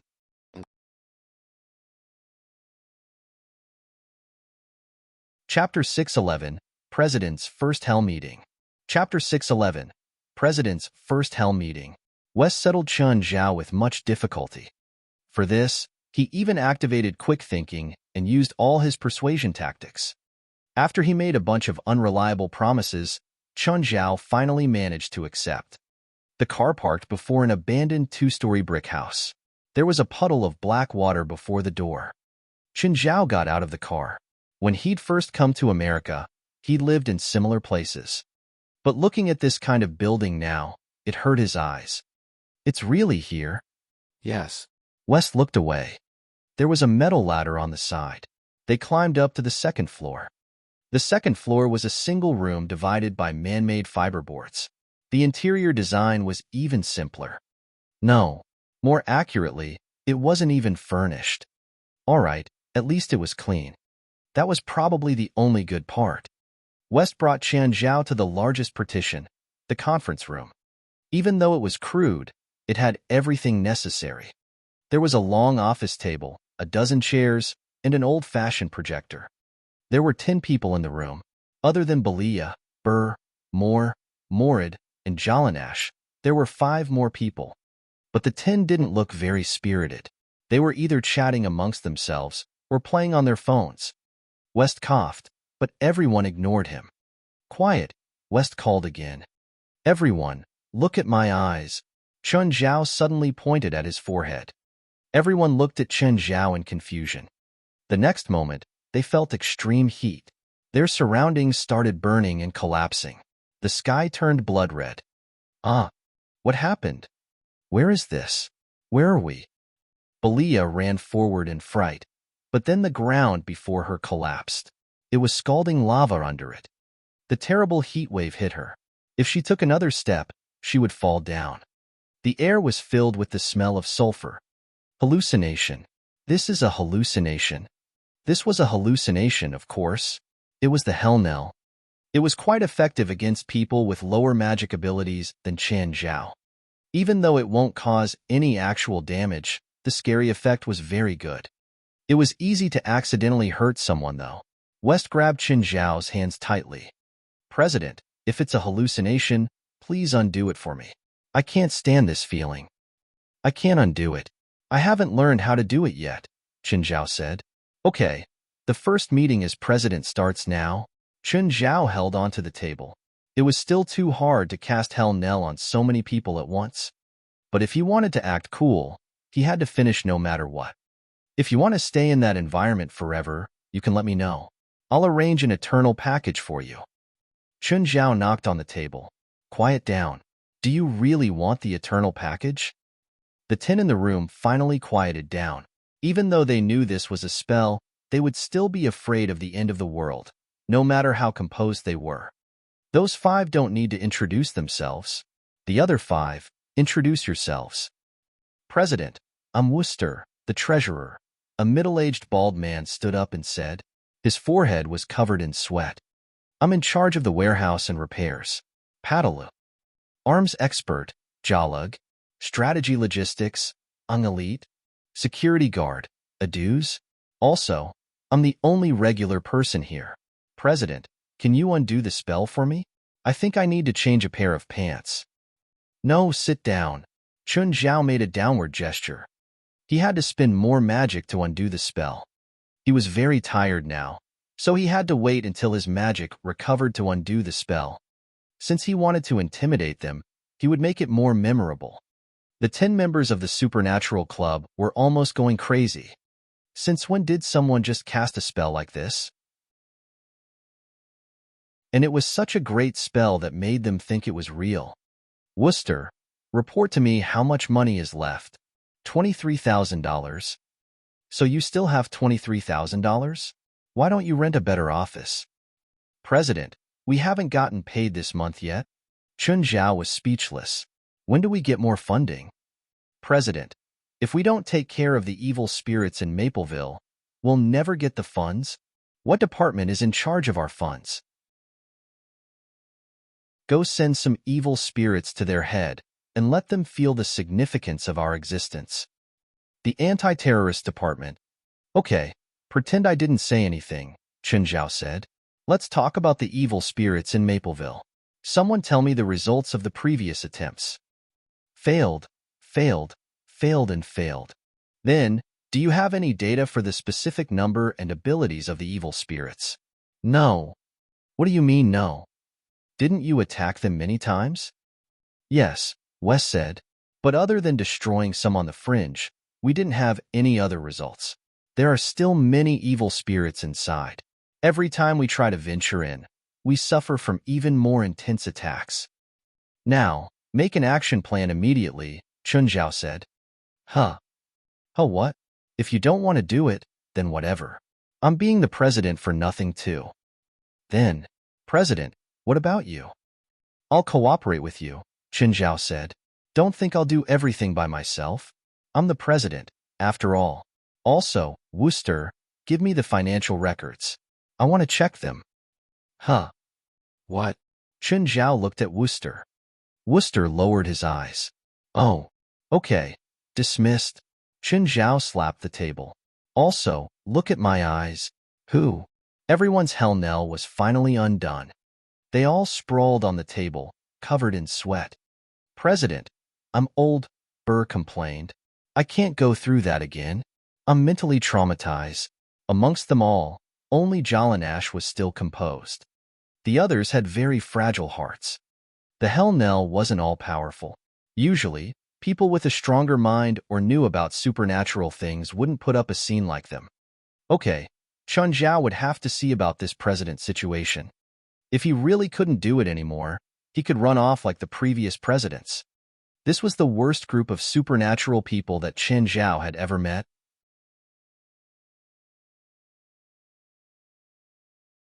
Chapter 612, Disloyalty. Chapter 612, Disloyalty. Jalanash, Wooster called out to her. Wait, I have something to say. Jalanash stopped and looked at him. What? Jalanash, you don't like that Asian either, right? Wooster asked. She studied Wooster. You want me to mess with him? No way. Go if you want, but I'm not going to commit suicide. Jalanash was proud, but she wasn't stupid. She wouldn't go up against Chun Zhao just because of Wooster's provocation. Anyone in their right mind would be able to see that Chen Zhao was very strong. He's a wizard. You're a witch. What are you scared of? Don't you know that there'll always be one or two special people? Jalanash asked indifferently. Wooster clenched his teeth, eyes flickering. He'd already gotten pissed earlier when Chen Zhao said he'd take over finances. Chen Zhao had just come and was already going to check the budget. Wasn't this forcing him to a dead end? Menace flashed in Wooster's eyes. The supernatural organization was a mess, but as the accountant, there was a lot of money to be made. The others didn't understand finances, so he could just mess around and easily make one mission cost a few $100,000. In actuality, it was only a few thousand. The rest went into his own pocket. After these few years, he'd already become quite wealthy. Even though this year's funds still weren't given, the government wouldn't disband the organization. They would still have to give them funds. By then, a large amount would go into his own pocket again. This president who'd just arrived actually wanted to cut off his source of income. Wooster obviously couldn't bear this. Fine. Jalanash wasn't willing to help, but that was okay. In the end, she was only a regular witch. If she was able to do well outside, she wouldn't have joined this group. The truly powerful witches viewed the supernatural organization with disdain. Wooster picked up his phone and called a number. Hi, is this Witch Rupert? Yes, it's me. I have a job, $100,000. Will you take it? Sure. What job? Kill someone. I'll do it if you multiply by 10. Then, how about you just disable him? Or make sure he'll never appear before me. Send me the target's info first. Soon, Rupert got the info and she scanned it. She almost threw her new phone onto the ground. Fuck, are you messing with me? What? Go die. Fuck you, fuck. Rupert hung up. Wooster was confused. What happened? Hadn't they made a deal? How come she turned on him so quickly? Whatever. He'd find a professional. Hi, I want to hire a witch assassin. What country are you in? Which city? America, L.A. Okay, there's a very powerful witch assassin in L.A. right now, but she's quite expensive. It'll be at least $1 million. That expensive? Of course. Or, how about you wait a while and we'll send a cheaper one? Whatever, this'll do. Then I'll give you her contact info. Wooster received a text. It was only a phone number. Hi, are you a witch assassin? Yes, I am. I need you to kill someone. I'm quite expensive. I know. $1 million. No, it's not just 1 million. That's the base. My price will change according to your target. Your target is a wizard. I need his info. I'll send it now. 10 seconds later, the others started cursing him out. Fuck, you want me to die? I won't do it even if you give me $1 billion. With that, they hung up. Wooster's expression changed. What was going on? Was that Asian really so scary? L.A. Witches knew him. Even witch assassins knew him. The two had the same tone too. It was as if the new president was as scary as a demon. But how come Wooster had never heard of him before? No, if this was the case, then he had to get rid of the man. If he really was so scary, then Wooster would be dead meat if he found out that he'd messed with the finances. What should he do? Local witches didn't work. The witch assassin didn't work either. The assassin also said that they wouldn't do it even if he paid $1 billion. He couldn't afford that either. It seemed that he couldn't use an outsider. It was even more impossible to get rid of the Asian with the failures in the organization. They didn't dare either. Suddenly, Wooster thought of an idea. Didn't that Asian want to clear out the evil spirits in Mapleville? He could use this chance to make the man die in there. Wooster had personally taken part in the missions, so he knew how scary the evil spirits there were. Wooster believed that the evil spirit group of Mapleville could definitely kill this new president. Hey, Sean, it's Rupert. Oh, how come you're calling me today? Someone just called me to give me a job. Wanted me to kill you. Oh, don't you think that I helped you by telling you? So, does this count as you owing me? Who's the guy that wanted to kill me? I don't know. I didn't see him. It was just a call. You don't even know who it is. How do I know if you're telling the truth? You doubt me? Of course. Then I don't care about you. Go die. Rupert hung up angrily. As soon as Qin Zhao ended that call, he received West's call. President, we've already made the action plan. When will you have time to discuss it? I don't have time now. Send the plan to me, and I'll study it. West was annoyed. It felt like he was the only one working hard in the entire organization. No one else cared, from the president to the members. No one took this job seriously. But since Qin Zhao finally became the president, he had to be steadied first. West could guide him slowly in the future. He believed that, under his guidance, Qin Zhao would definitely become a responsible president. And under his leadership, the supernatural organization would strengthen.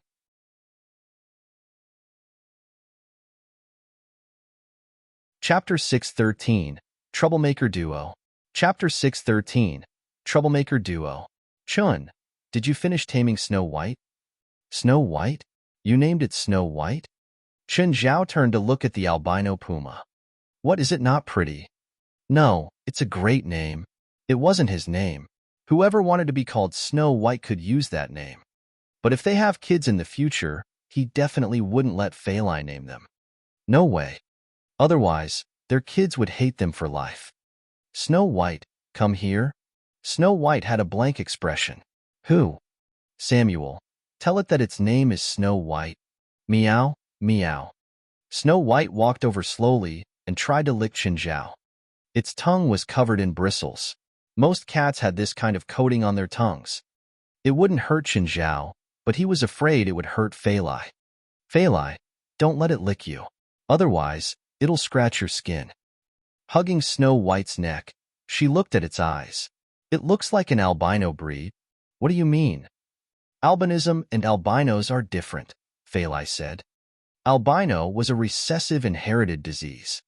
The body lacked tyrosinase, while that was the main ingredient for synthesizing melanin.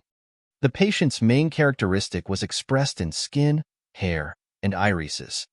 On the other hand, albinism was also an inherited disease and its genes were very common. Around 1 in 70 people had the genes while the ratio for expression was 1 to 17,000. You could usually distinguish between the two from the eyes. Snow White was an albino. Its eyes were red. Because its irises lacked melanin, the color was very light. Albinos were very afraid of sunlight and couldn't be under it for long periods because their bodies lacked the protection of melanin. The sunlight could damage their bodies and eyes. Snow White and Princess seemed to match well. Unfortunately, they were different species and of the same sex. It's so soft. Feili was petting Snow White. It didn't actually feel that great. It was just because it was new. When Princess had just arrived, she'd also been spoiled. But the feeling faded as time passed. But because they were so familiar, like with people, they became more casual with each other. They wouldn't hug Princess and say things like, "You're so nice," or "You're the best." Princess was like their family. Now, Phalai was curious about Snow White. After they became familiar, it would probably be like with Princess. Phalai played with Snow White while Chun Zhao sat outside, studying the plan that West had sent. The plan was very simple. They would take advantage of Jalig's magic bombs. It could cause large-scale destruction in an instant. Even spirits wouldn't be able to avoid danger. In addition, there was a magic flamethrower. The fuel contained magical phosphor and was also effective against spirits. But someone had to enter Mapleville first and lure the evil spirits out into the trap. The person who went to lure them would clearly be in danger. Chun Zhao wasn't afraid, but he wasn't willing to go. He was the president. Why did he have to do this stuff? If he accepted this mission directly, he would be a pure idiot. Of course, the plan overall was quite reliable. Oh, is Laurent not here today? He went to drink with an old friend? Without a doubt, he'd gone to find a sand. Old thing again. Laurent and a sand were at a small pier, completely drunk. They were surrounded by cans. No one knew how much they'd drunk. Gazing at the sunset on the horizon and the beautiful flaming clouds could fill people with fantasies. Oh, if only those other guys were still alive, Asan said, sighing. Asan, do you know about Pamela?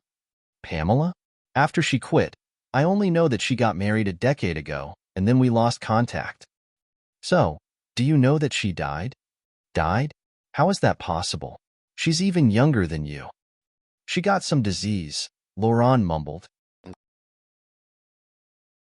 Asan sat in his wheelchair and didn't speak for a long time. Would you believe me if I said I saw Pamela's spirit a few days ago? Cut the crap. It's true, Laurent said. I went to where she lived before she died. Technically, she contacted me first. Don't ask why a ghost called me. Where did she live? I think it's called Mapleville, but that place is kind of scary. Fuck, I don't believe in ghosts. How about we go now? Laurent asked. We might be able to see her. I'll go if you dare to go. Then let's go. It doesn't seem far from here. Laurent pushed Asan's wheelchair toward Mapleville. When they reached there, Laurent gulped. The cold wind along the way had woken up his senses. It's here. Do you dare go in? Fuck, I haven't lived in a lot of places these years, but I did live in these abandoned slum places. There's nothing to be afraid of. Asan's voice was very loud. He wasn't shrinking back at all. There really are ghosts inside. Old thing, it's only been a few years and you're such a scaredy cat now. If you're scared, then fuck off. I'll go in by myself. I'm going to find Pamela, if I can really meet her. Who's afraid? Not me. Laurent had actually met Pamela before, so he was a little afraid. But he had to go, no matter how afraid he was. Otherwise, Asan would never let him forget it. Anyway, it was Pamela. She wouldn't hurt them. By now, the sky had started darkening. The neighborhood didn't feel comfortable at all. How come we're still not at Pamela's house? What? You're scared. If you're scared, then I'll push you out. Who's afraid? Asan yelled loudly. You think I'm like you? It's the one up front, Laurent said, pointing at the White House in the distance. When they got there, Laurent went up and knocked on the door. Pamela, are you here? Asan and I are here to see you. The house was dark and Laurent felt shivers when looking in. Laurent, push me in. It's cold outside.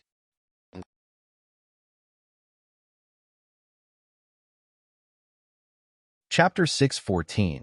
Intimidated instantly. Chapter 6:14. Intimidated instantly. The instant they entered, the door slammed shut. Laurent, why did you close it so hard? You scared me. No, I didn't close it. Asan could feel that Laurent's hands were shaking. Not you. Not me. Tick, tock. Asan and Laurent could both hear the tick of a clock. A shadow appeared in the darkness. Ah, Gigi ghost. A sand yelled. Laurent stiffened and froze as he looked at the figure that walked out of the darkness. It was none other than Pamela. Push me away, push me away. Fuck. Why did you two old bastards come here? Pamela's tone was like she was disappointed. She really was pissed at these two old guys. She really is a ghost. Laurent could feel clearly that his hair stood up when Pamela walked closer. It was an instinctive reaction. Why did you come here? To see you. Why didn't you come during the day? Don't you know how dangerous it is? Huh. Stop joking. Laurent, you and Pamela planned this to fool me, right? It was as if it suddenly dawned on Sand, and he wasn't afraid at all anymore. Before, he'd often pulled these pranks, but this time, he really did get scared. Sand smiled and rolled his wheelchair toward Pamela. Pamela, you don't seem to have changed a lot. Look how old us two are now. He reached out to hold Pamela's arm, but he missed. Pamela was still standing there, but he couldn't grab her hand or touch her body. Sand's expression froze, and he turned his neck stiffly. Laurent, I think she really is a ghost. Laurent's smile was stiff too. I told you. Fuck, I thought you were joking. You said you weren't afraid. You two shouldn't have come, Pamela said. It's very dangerous. What's dangerous? You won't hurt us, Laurent said. Didn't I come last time? Last time. It was because of that candle. It's the candlelight of the rested. As long as it's lit, the evil spirits outside won't be able to see you. Then, light another one. There's none left, Pamela said. When the clock rings 8, the evil spirits will come out. Pamela pointed at the clock hanging on the wall. There were only 2 minutes before 8 p.m. We'll go now. Too late. Pamela shook her head. Go hide in the basement and don't come out before 1. Huh. Go in the basement? Laurent was terrified by the basement. Oh, don't touch the skeleton. Sand shuddered. There's a skeleton in the basement. Shut up and hurry. Laurent hurriedly pushed Sand toward the basement. But he was in the wheelchair now, and Laurent couldn't pick him up. He could only nudge the wheelchair down step by step. Be careful. I don't want to die here. Shut up. Don't distract me. Suddenly, the wooden step under Laurent's foot cracked. Sand was thrown forward. He fell out of the wheelchair and landed heavily on the ground. Sand clenched his hand and seemed to touch something. Bone? A bone? He pulled his hand back quickly. Laurent, I think I touched that skeleton. Didn't Pamela say we can't touch the skeleton? What will happen? How would I know? Did you die yet? It was too dark in the basement, so he couldn't see clearly. Just then, something lit up in the basement. Red light. 2 spots of red light appeared before them. It came from inside the skeleton's eye sockets. Clack, clack, clack. Crisp clacks came from inside. Clack, clack. I woke up again, the skeleton said. How long have I slept for? He looked at his arms. It seems that I died while I was sleeping. You two bastards really did wake him up.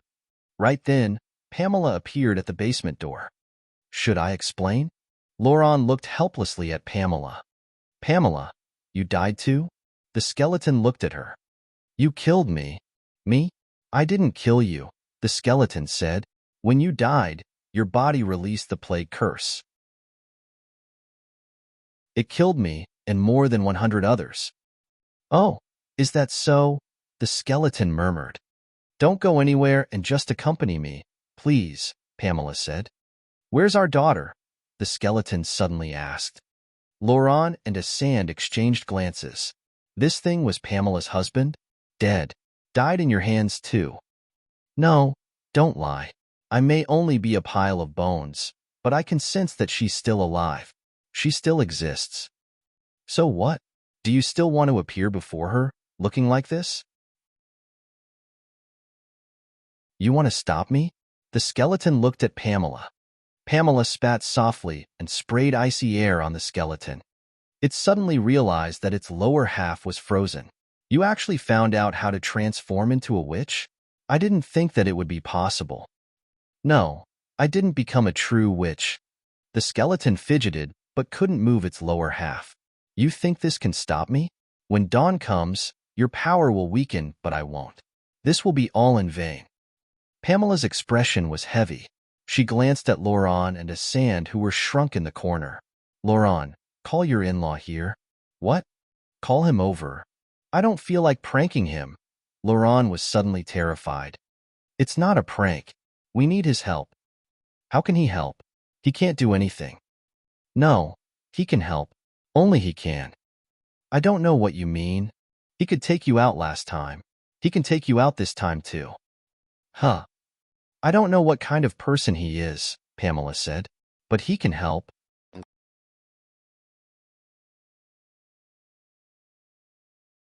Chapter 615. So dumb. Chapter 615. So dumb. Are you sure?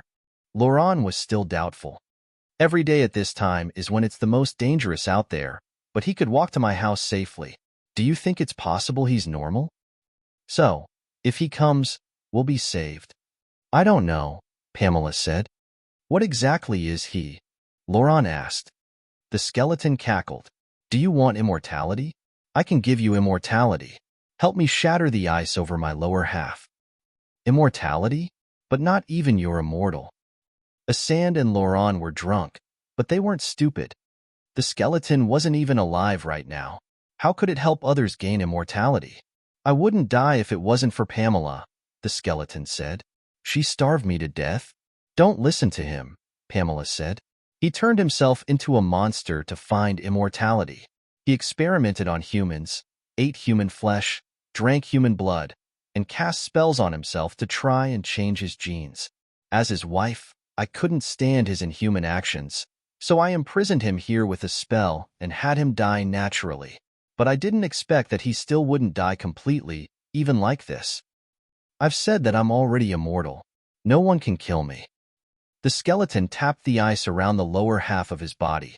A melted hole appeared, but it wasn't very big. If he wanted to undo the ice entirely, he had to tap a few hundred times. Pamela, seal him in ice again. It looks like he can be freed really quickly. Do you think I can use spells so casually? That's Banshee's breath. I have to rest a few days to recover. Laurent looked around and found a rusty bat. Can I break him apart?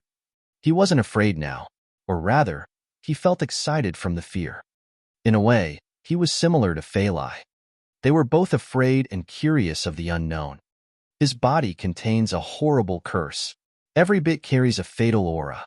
Back when his body was rotting, the curse released caused the plague in this town. Are you sure you want to break him apart? Then, is there no solution at all? Yes. Find some strong witches to seal him entirely or destroy his soul. Can't you do that? I can't even stop him right now. Suddenly, the skeleton spat out some acidic liquid onto the ice. The ice melted even faster. Laurent and Sand immediately smelled the foul scent. No, go out. But Pamela's warning was too late. Laurent and Sand felt their heads getting heavy and they couldn't keep their balance anymore. Laurent took out his phone and dialed with difficulty. But before he could say anything, the phone already fell onto the ground. Then he lost consciousness too. By now, most of the hard ice had melted. The skeleton applied pressure and a huge chunk of ice disappeared. A few more times later, the skeleton was completely freed. Seems like you still can't stop me. The skeleton sauntered out of the basement. Jerry, you've already committed a huge sin and now you're dead. What more do you want? Pamela followed the skeleton. She couldn't stop him now. Of course, the skeleton couldn't do anything to her either. Since I've already attained immortality, then let me pursue life again. I'm filled with so many ideas right now. I'm filled with vigor again, and I have unlimited time to come back to life. No one can stop me this time. Jerry walked out of the house and discovered many evil spirits. They also discovered Jerry and came rushing over at him. So much food. Clack, clack. Jerry's upper and lower jaws smacked against each other crisply. I'm hungry. He opened his mouth and swallowed an evil spirit. It wasn't enough. He sucked in another one, and another. After 8 or 9 evil spirits were sucked in, They finally realized that this skeleton was terrifying and turned to run. This is a great place. Jerry was very spirited. He could feel that his magic power was replenished again. You pieces of trash, from now on, you must call me Skeleton King. Come to me and submit. Anyone who refuses will become my food. The surrounding evil spirits all looked at Jerry timidly. They could feel fear too.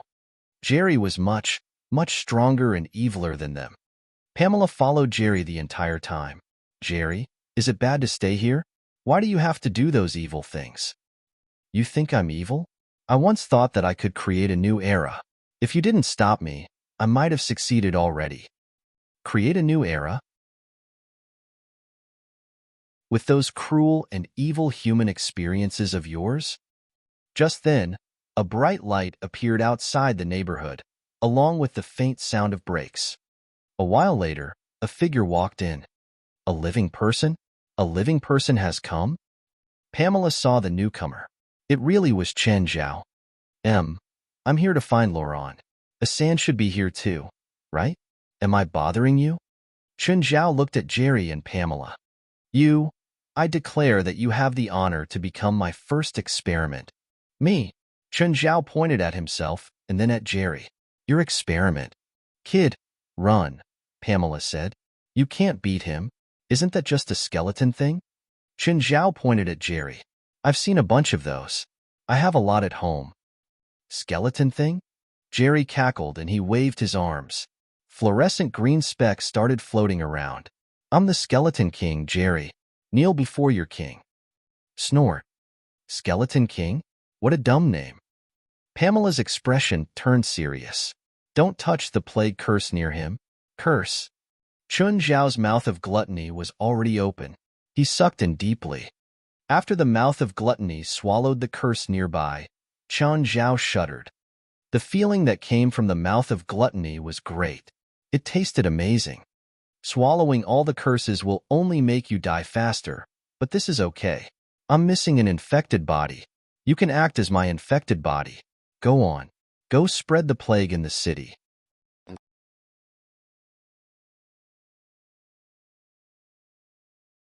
Chapter 616, Pre-Battle Meeting. Chapter 616, Pre-Battle Meeting. Miss Pamela, Chen Zhao said. Has he read some 80s or 90s horror novel? His brain isn't normal? He's never been normal, Pamela complained surprisingly. Kid, I'm gonna tear you apart. Furious, Jerry lunged at Chen Zhao directly. Chen Zhao's right arm swelled and bit down on Jerry's left side. Chen Zhao had an eerie smile on his face. Your body tastes pretty good. Me? Tastes good? Crack. The mouth of gluttony already bit off half of Jerry's skeleton. He lost balance and fell to the ground. His bones were about to come loose. Why aren't you affected by the plague curse? Sorry, can you release some more? Chen Zhao stood before Jerry with a gentle smile. I didn't have enough. It's rare for me to eat such a delicious curse. Pamela was stunned. Was he eating the curses and Jerry-like food? What kind of person was he? Whatever. It seems like it can't wait any longer. Chen Zhao's mouth of gluttony opened again, clamping down at Jerry. The surrounding evil spirits had all cleared out. They obviously didn't dare to appear before Chen Zhao anymore. Jerry was already scary enough to them. He ate the evil spirits as if they were food. But this man was even scarier. He ate Jerry as if he was food. This was the man who truly stood at the top of the food chain. Pamela, excuse me, where are Laurent and Asan? Inside. They were cursed with the plague and are in danger now. Oh, take me to them. When Chen Zhao entered the basement, he saw Laurent and Asan on the ground. Their faces were green. Chen Zhao used the mouth of gluttony to inhale at them. The green vapor floated out of the two. The mouth of gluttony sucked it all clean. Thank you, Pamela said. No problem. Oh, can you tell me what exactly happened? Pamela recounted everything from the start. Jerry, my husband, is a toxicologist. He was an idiot who wanted to strive for immortality. When I discovered his evil ways, I used magic to imprison him here and he starved to death.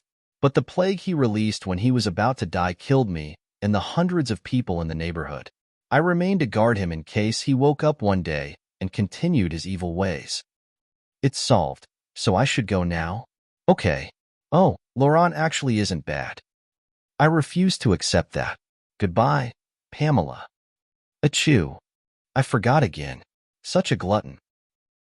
Should we attack? Maybe we can kill him? Maybe he already spent up his mana while fighting that skeleton and he's hiding in the room to rest now? Let's break in and kill him. I'll count to 3 and we'll break in. 3, 2, 1. The door suddenly opened. Chun Zhao walked out with Laurent and a sand in each hand. His nose itched. The mouth of Glutton itched even more. Achoo! Boom! Pamela's yard and the house across the street were flattened instantly. A dozen evil spirits were ripped apart too. I feel much better after that sneeze. Chun Zhao's mouth of Glutton had gone back to normal. He touched his nose. It was more comfortable too. Chun Zhao didn't encounter more evil spirits along the way. No one dared to come forward. Ah! Laurent woke up with a start and saw that he was in his own bed. I'm back. He touched his body. It was all normal. He rushed downstairs and saw Chun Zhao sunbathing outside. Chun, you brought me back? The police called me. Honestly, you two are so old and one is confined to a wheelchair. Can't you two calm down? Running to the sea to drink. Were you tired of living and wanted to get buried in the sea? You mean, Sand and I got drunk by the sea last night? No shit. You can't remember? My brain is in a mess right now. Chun Zhao glanced at him. You two weren't quiet drunks. You kept screaming about seeing Pamela. Lawrence's head was muddled and his thoughts grew disorganized. He didn't know what was true and not. Want some? To sober up. Laurent took the medicine and sipped it. His mind indeed cleared up a bit, but there were still many confusions that he couldn't resolve. Right then, Chun Zhao's phone rang. Hi, West. What's wrong? President, we're planning the strategy right now. Would you like to come over? Fine. Chun Zhao glanced at Laurent. I have to go out. When he arrived at the Supernatural Organization's headquarters again, everyone arrived at the meeting room instantly. This time, no one dared to be relaxed before him. Okay, who'll explain how we'll attack the evil spirits of Mapleville? An elite stood up now. As the support and strategist person, he was the main planner this time. President, after researching and discussing, we realized that the evil spirit group is very powerful and large. With the numbers we have, we obviously can't win if we go straight up against them. My plan is to set up a trap first. We'll lure the evil spirits out and then deactivate the trap. What about the specific procedures? Jalig is the main guy. He'll create magic bombs and flamethrowers. If they can meet our requirements, then this plan should be quite successful. Jalig, do you have any problems? Chun Zhao asked. Neither the bombs or flamethrowers are hard in theory or production. I just need enough resources. No problem, Worcester said. I'll provide Jalig with enough resources. Then that's that, Chun Zhao said. President, there's a problem, West said. What? Who'll be the bait? Everyone lowered their heads. No one was willing to be the bait. Anyone in their right mind knew how dangerous being the bait was. No volunteers? Then I'll call someone out. Chun Zhao glanced at them all. President, look at my old limbs. I can't run quickly even if I want to, Burr said. He needed a cane in everyday life. President, everyone started giving all sorts of excuses.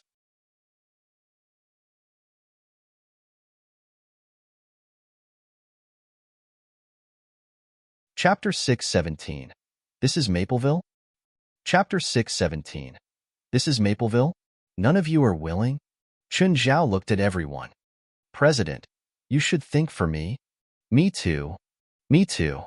I'm only a child. Everyone had great excuses, and no one wanted to go. Chun Zhao narrowed his eyes. Looking at them all, he said, Since none of you want to go, then all of you will go. Huh. All of us?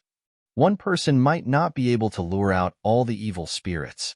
If you 5 go, then you'll be able to lure out more. We'll die in there, Burr wailed. Be braver. Look at Moore. He's a kid, but he's not afraid at all. Look how calm he is. Chen Zhao pointed at 15-year-old Moore. President. I peed my pants. Moore lowered his red face, not daring to look at Chen Zhao. President, won't this be too hard on them? West looked at Chen Zhao. Then how about you go too? I support your decision fully. Chen Zhao looked at Jalik. When can you get the stuff prepared? As long as there's enough material, I'll be able to finish tomorrow. Then we'll go tomorrow night. Tomorrow night? Won't it be too much of a hurry? What hurry? It's just one place, and you haven't had a result after many tries. How much longer do you want to drag it out for? Chen Zhao glared at them and left, cursing out loud. Everyone in the meeting room exchanged glances. No one spoke. Mr. West, Wooster said, upset. That president only knows how to talk. He never said what he would do. I think we should protest against him. Protest? How can we protest? You want to fight him? If you can beat him, then you can be the president. I can't do it by myself, but we can't let him rule over us and use his power like this. Wooster, how come you keep trying to get us to fight against the president these days? Jalanash looked at him coldly. What are you trying to do? What could I be trying to do? He's an outsider. What right does he have to order us around? If you're upset with him, you can go talk to him yourself. There's no need to keep provoking us. Okay, shut up. West hit the table. It's not the time for you to have internal conflicts. We're going to have an official mission tomorrow. This isn't just a scuffle on the fringe and leaving after killing some evil spirits. This time, we'll go deep into Mapleville. I need protective gear, Burr cried. I won't go without it. I need it too. Me too. Jalag, prepare 5 protective suits for them. Mr. West, if I have to prepare the protective gear and the weapons, I won't have time. I can stay to help, Wooster said. The next afternoon, Chen Zhao came to the meeting room again. Are you all ready? So what if we're not ready? Wooster muttered. It's not like you'll let us run away. Chen Zhao glanced at him. Right? Did you prepare the financial records I want? They're ready. I'll bring them tomorrow, Wooster said. Inside, he thought, but you probably won't have the chance to see it anymore. Okay, Chen Zhao called. Let's go and get it over with. President, the rest of us don't have to go, right? Other than Aduz, everyone else has to go. Aduz was a regular person and only earned the salary of a regular security guard, so Chen Zhao allowed him to stay at the headquarters. Everyone else were spiritualists and supernatural people. No one earned the salary of a regular person, so now that they were needed, no one was allowed to shrink back. Technically, Burr, Moore, Morid, Jalanash, and Belia were fighters while West, Wooster, Padalu, Jalag, and Elite were support staff, but they actually had something they were best at. This supernatural organization was tiny, but they still divided it up in such detail. What a joke. So, Chen Zhao wanted all of them to participate in combat. It was like a mercenary group. Everyone had their specialties, but everyone had to pick up their guns in a fight. They were unwilling, but under Chen Zhao's pressure, they could only give in. President, this is the protective gear I prepared for you. Put it on. It has great magical defensive abilities and protects against the attacks from evil spirits too. West tried to kiss up to Chen Zhao. No need. Chen Zhao didn't like this type of gear. It stuck to his body and he couldn't move around comfortably. But it's dangerous. It's just a few evil spirits. What's so dangerous? It's not just a few evil spirits. Mr. West, since the president doesn't want it, why insist upon it? Wooster said pointedly. Chen Zhao glanced at him. This Wooster had been sarcastic the first day he got here. He was also the finance guy. Chen Zhao bet his name that he had some corruption problems. Everyone got into the organization's bus. It was probably the most expensive piece of property that the organization had. Chen Zhao got in, and the bus started off soon. It smelled like mold, and the seats all had a layer of dust. As the bus drove off, everyone's heart was pounding. They all knew how terrifying the evil spirit group in Mapleville was. Even more, they knew how dangerous this mission was. West got up from the back and took out a bottle of water from the box in the front. This is recovery potion. It can replenish a portion of your magic. Everyone take one bottle to use when needed. What? They even have recovery potion? How come it's like going to play some hidden level? President, this is yours. You're strong, so I prepared two for you. No need. Chun Zhao shook his head. The bus drove for half an hour and stopped outside Mapleville. Huh, here? Chun Zhao was surprised. This was Mapleville? Wasn't this the place that he'd come twice in the past few days? Pamela's home was here. He'd thought it was some super scary place, but it was just this slum town. West went over to pull on Chun Zhao. President, we're here? Oh, coming. As soon as he got out of the bus, Wooster bumped into Chan Zhao. Something in his hands splashed onto Chan Zhao. What are you doing? He flicked at the liquid on him. It was odorless, but it felt sticky. Sorry, President. Wooster quickly apologized. I didn't see you get out.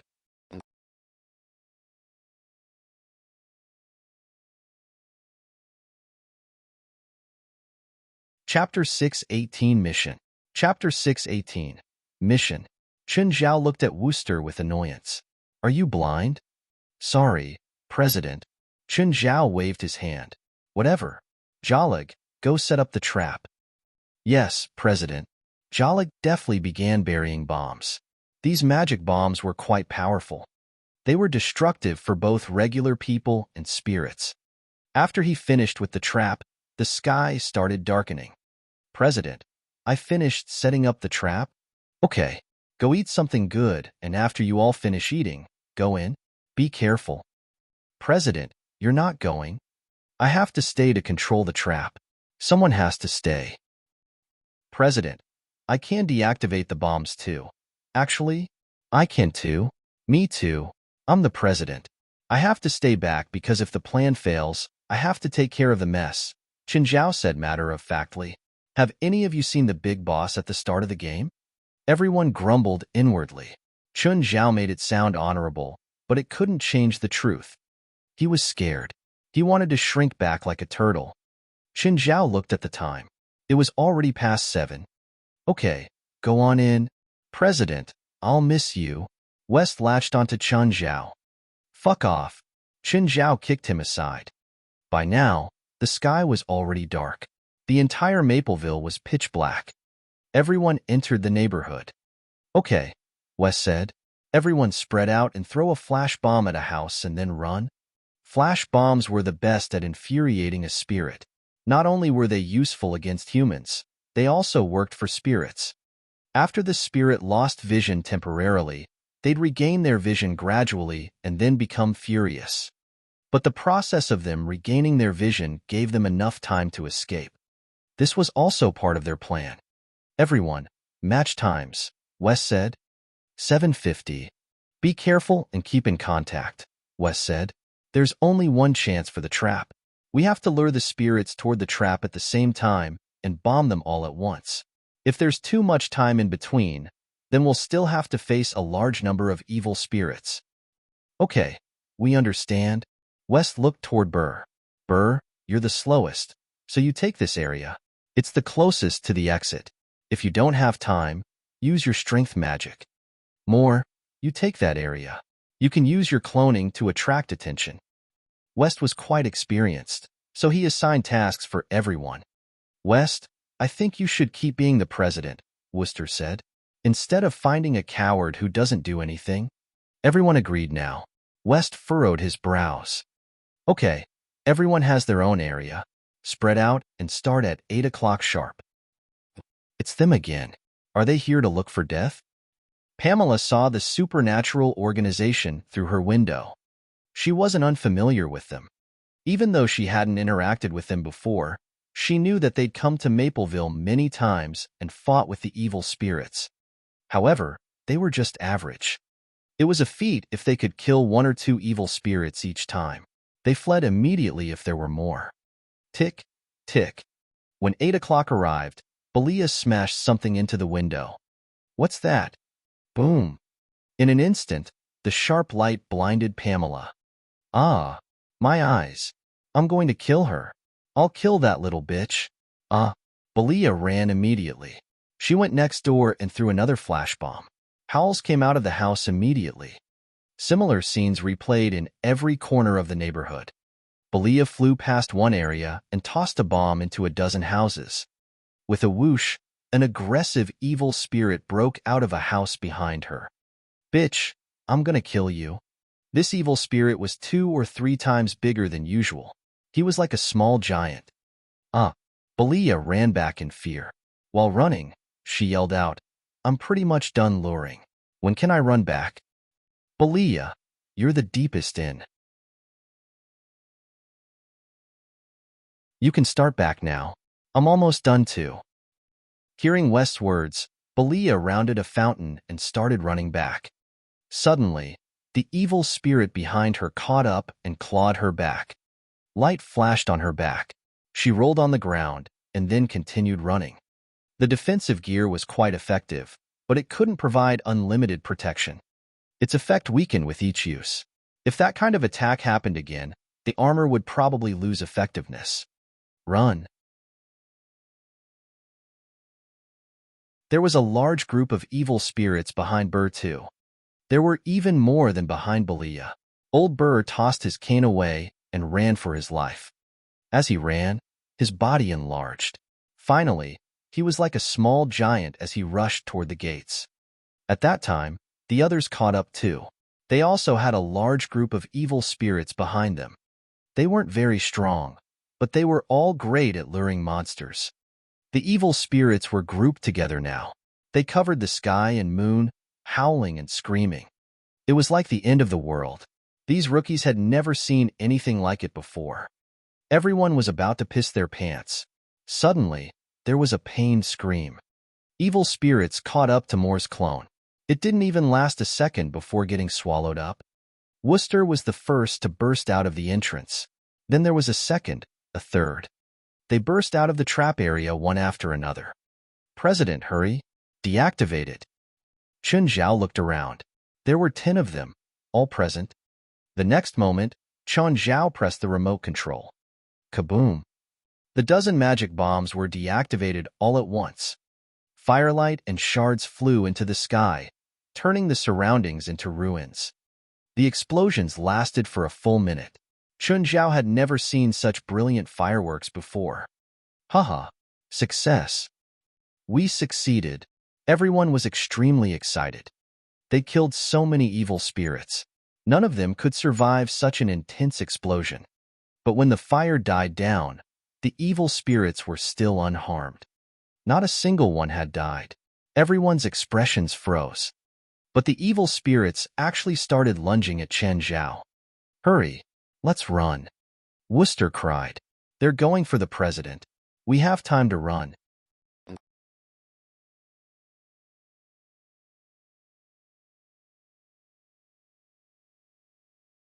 Chapter 619. Nobody can leave before explaining. Chapter 619. Nobody can leave before explaining. Don't move. Qin Zhao yelled. He was livid. The entire plan was carried out perfectly, but the end result was so poor. Not a single evil spirit was killed in the intense explosion. This clearly wasn't normal. Qin Zhao's voice made all the members of the supernatural organization and evil spirits stop moving. They all turned around. The evil spirits actually stopped within a few meters of Chen Zhao. Wooster was getting impatient. Were they stupid? Hurry and kill that man. Chun Zhao looked at the supernatural organization. Whoever dares to move will die here today. The members discovered that the evil spirits closest to Chen Zhao actually took steps back. Wooster was even more impatient. There were so many of them. Why were they afraid of this man? And no one better think about escaping. Chun Zhao's eyes gleamed with evil light. No one. They discovered that the evil spirits actually had fearful expressions.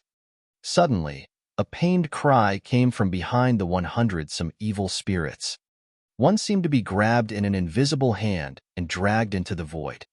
This scene was horrifying and unsettling to both the supernatural organization and evil spirits.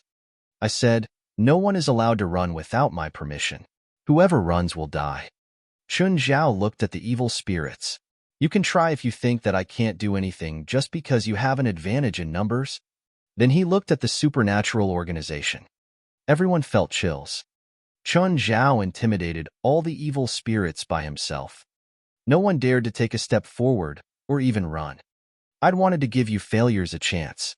If you succeeded in this plan, I would help train you all, but you've disappointed me too much. Chun Zhao looked at the 10 members. Jalag, why were the magic bombs ineffective? Give me an explanation. If you can't explain, then I'll feed you to them tonight. I don't know. I made the bombs according to the standard ratio of gunpowder. They can't be ineffective unless, Jalag suddenly looked at Wooster, unless the material you gave me had problems. Bullshit. Don't blame me. What does this have to do with me? Wooster immediately yelled nervously. It's your own problem. Don't drag me into this. Chun Zhao glanced at Wooster and then at the evil spirits. Then, why did you all run toward me? Is it because I'm ugly? Asians don't fit my beauty standards. Some nameless evil spirit said that, and Chun Zhao's eyes shone with murderous intent. A few other evil spirits were affected too, dragged into the void by that invisible hand. Who can give me an answer? Chun Zhao yelled. Speak. Are you all mute now? Mr. Chun, let me answer your questions. Pamela knew that Chun Zhao was strong, but she didn't think he was this terrifying. She didn't even understand how Chun Zhao had killed those evil spirits. He didn't have any magic waves or even do anything, but those evil spirits were swallowed up. Okay, speak. You have an aura that's full of life, Pamela said. To the dead, that's the most luring smell. We were attracted by that, and that's why we all swarmed to you. Chun Zhao looked down at the part of his shirt that got wet from the liquid. He took off his shirt and tossed it to Pamela. Smell it. Is it this smell? Yes, this is it. Chun Zhao looked at Wooster. Seems like we have an answer now. Wooster turned to run, but someone stuck their leg out and tripped out. Who eats meat? Come out. A few evil spirits walked out and went to stand behind Chun Zhao. Everyone got chills and subconsciously moved away from Wooster. Wooster was on the ground. President, I messed up. Please forgive me. They didn't know how strong this new president was. But they knew that he was definitely more than 100 times scarier than the other presidents. Why did you do this? Chun Zhao looked at Wooster.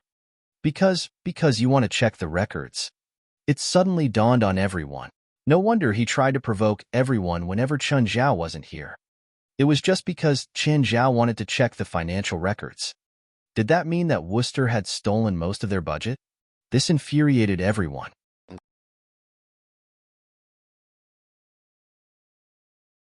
At first, they thought that Wooster had something personal against Chun Zhao and even sympathized with him. But it was actually because he used their budget. How much did you take? A few $1,000,000. Be more specific. I don't know. Wooster lowered his head. Where's the money? Here, with me. Wooster was a sniveling mess from the fear. President, I'll definitely change. Please forgive me. This card? What's the password? Wooster recited a string of numbers. Chun Zhao tossed the card to West. Check how much money is in here. West took out his phone to check. $455,000. Only 10% of a few million is left? Where's the rest of the money? Gone. Gone?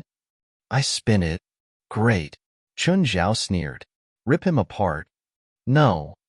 West couldn't take it anymore and took a step forward. President, you want to speak up for him? How about you get punished in his place? West took a step back. No one else spoke. A while later, Wooster was a lump of ground meat. Chun Zhao looked at the evil spirits. Now, as the president of the supernatural organization, I'm issuing the final order. If you don't leave Mapleville in 3 days, I'll have to evict you all. Mr. Chun, we have nowhere to go, Pamela said. If we leave and scatter, we'll bring more danger. At least, she knew Chun Zhao and was the strongest spirit here. She still had a voice. Then I'll destroy you all. Right then, West got close to Chen Zhao. President, how about we take them in? Take them in? Chen Zhao glanced at him. Are you sure? Yes. They aren't entirely without use. They can become our supernumerary members. Chen Zhao looked at Pamela. Are you willing to become part of our organization? If you're unwilling, you can tell me now and I'll send you off. Ah, another cry. Blackie was too fast. All of the evil spirits were speechless. He didn't give them a choice at all. Who dared to say no?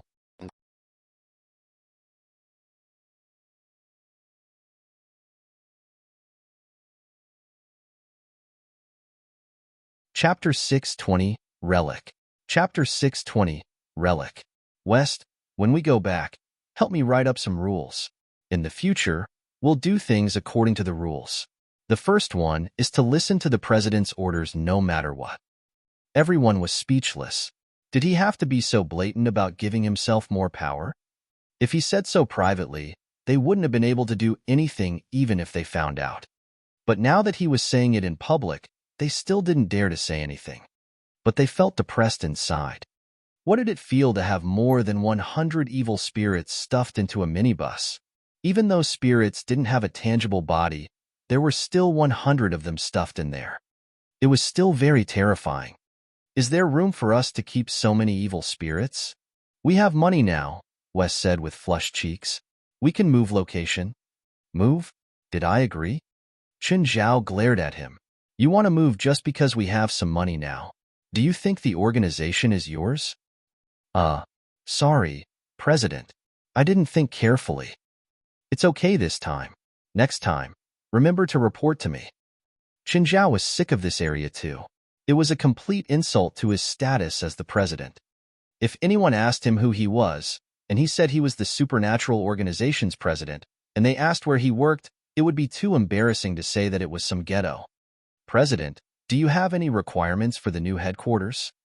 First, it has to be big, at least big enough for so many new members. There needs to be a kitchen, Jalanash added from the front seat. A shower room, Belia said. Everyone looked at her. They'd all seen Belia's strip, no, war dance before. They shouldn't overthink. And a playground, Moore said. No, Chun Zhao said without hesitation. How old are you and you still want a playground?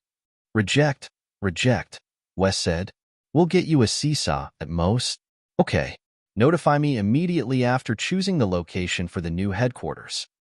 Chun Zhao looked at Pamela. Pamela, you're an official member of the supernatural organization now. Help watch them for me. Remember to tell me if anyone causes trouble.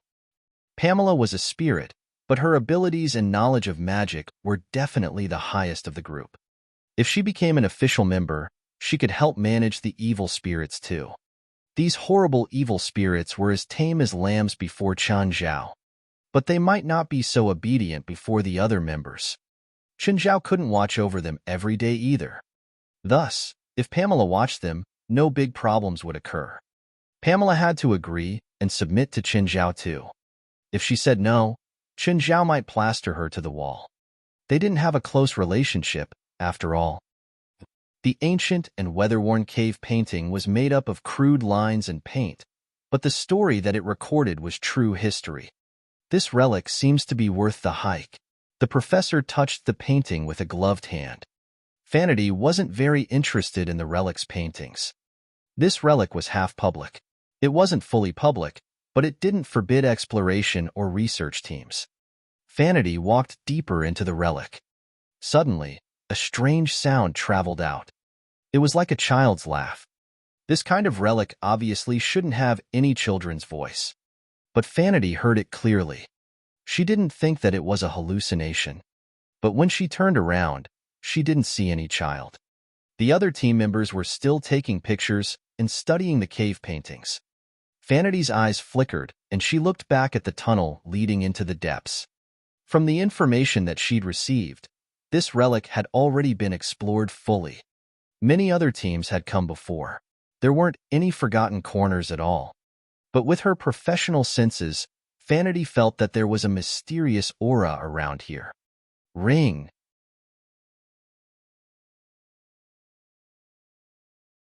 Suddenly, Vanity's phone rang. The sudden ringtone shocked everyone in the relic. Vanity answered the call. Hello, is it Vanity? Yes, it's me. Professor Pitts wanted me to send some information to you. Can you give me your email? Sure. Where is Professor Pitts? He went out to see. See? Why? Vanity was confused. She'd worked with Pitts for many years. Pitts had come to this relic before too, and then kept egging her on to come to look.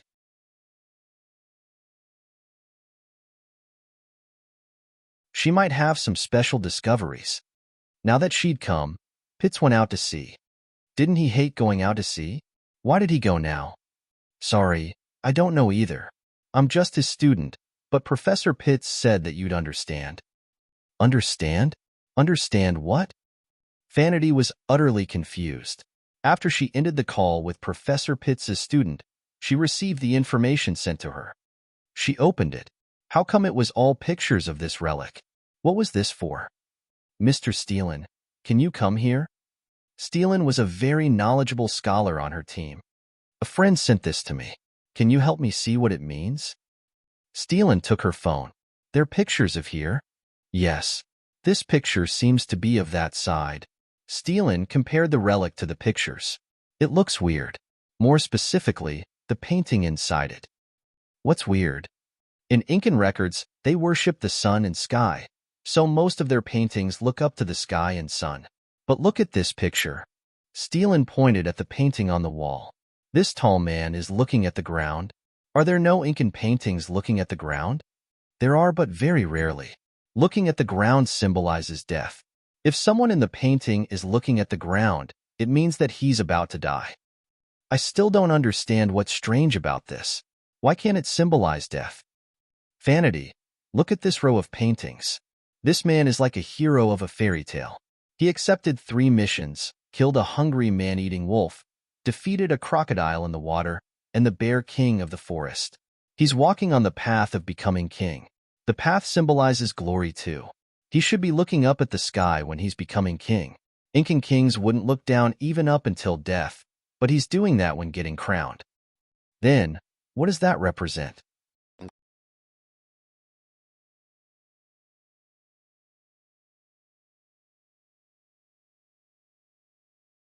Chapter 621, Rufford's Personal Record. Chapter 621, Rufford's Personal Record. Belief, Steelen said. This is an unusual ruler. He didn't believe in the sky or the sun. He believed in the earth and death. And then? The story ends here, Steelen said. Vanity turned in confusion. Earlier, she heard that child's laughter again. This made her feel that she was going crazy. She looked around. Leader. Huh, what? What's wrong? Are you okay? No, I'm fine. Vanity shook her head. Can you tell what the significance is of these pictures my friend has sent me? It should be the key point of this relic. What key point? After I came in, I sensed that this relic isn't complete. I suspect that a portion of it isn't here. I still don't understand. The relic was cut apart by someone and moved to another place. The wall paintings here actually point to where the other part is. Moved to another place? How can such a big relic be moved? Rather than move, you could say that it was built elsewhere, Steelen said. It's possibly due to the environment or political reasons at that time, making it impossible for the relic to be continued to be built. So the relic's owner changed location for some reason and continued to build the remaining parts. As for the reason, I don't know. Steelen paused before continuing. But judging from the various phenomena, your friend has already found the other half. He sent you an invitation. If you can decode it, then you'll qualify to explore more secrets of the relic with him. Chun, come walk with me, Laurent said. Go by yourself if you want to walk. Why do I have to go? We don't have that great of a relationship. Chen Zhao rolled his eyes. I'm going back to Sacramento tomorrow. Oh, is Winnet back? Chun Zhao celebrated inside. This old bastard was finally leaving. He could have his 2-person world with Phalai again. Suddenly, Chun Zhao felt like the world was sunny and fresh again. The entire world had become beautiful. I want to walk around Pamela's neighborhood again. Come with me. This old bastard was such a coward, so why did he insist on going there? Although, Mapleville wasn't dangerous anymore. No, go by yourself. If you don't go with me, then I'll tell Phalai that you hit me. If you tell Phalai, then I'll tell Winnip that you're looking for your old lover. Laurent was furious. I'm so pissed. Why would Phalai fall for someone like you? I'm curious too as to how an asshole like you can make someone like Phalai. I'll go alone. Laurent left with Chen Zhao's keys. Chen Zhao picked up his phone. There was a notification. American athlete Rufford won first place at the Tokyo leg of the Diamond League for men's 100 with 9:59 seconds. This broke his personal record and also made him become the first contestant to break 9:6 seconds. The current world record holder is Usain Bolt, but compared to Bolt, Rufford still has a lot of room for improvement. Bolt is already 32 years old, while Rufford is still in his prime. He is still improving quickly. In the past year, he'd run under 9.7 seconds many times. In the last national championships, he'd run 9.6 seconds. This was his first time attending the Diamond League, and he'd outdone himself again. Will he be able to maintain this level in the second leg in London? Or surpass his own record, or even the world record? Even though the world record of 9.58 seconds is already very hard to break, Rufford still has hope. Chen Zhao slapped his forehead. Rufford's Diamond League competition had already started. He remembered Rufford saying that the sixth leg of the race would be in New York on June 21st. He'd also promised Rufford to go watch the race. Chen Zhao called Board.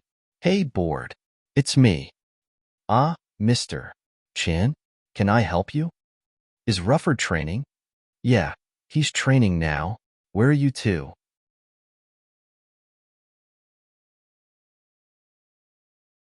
We're in London right now. We came early to get used to the track environment. Oh, Rufford's condition is pretty good recently, right? Very good, Mr. Chen. You saw the news of him winning Tokyo, right? Yeah, I saw it, Chen Zhao answered. Tell him that I'm happy about his current condition. Okay, I won't bother you anymore. The more successful Rufford was, the more he earned. Rufford was starting to make money now. In the past 3 months, he signed 2 endorsements.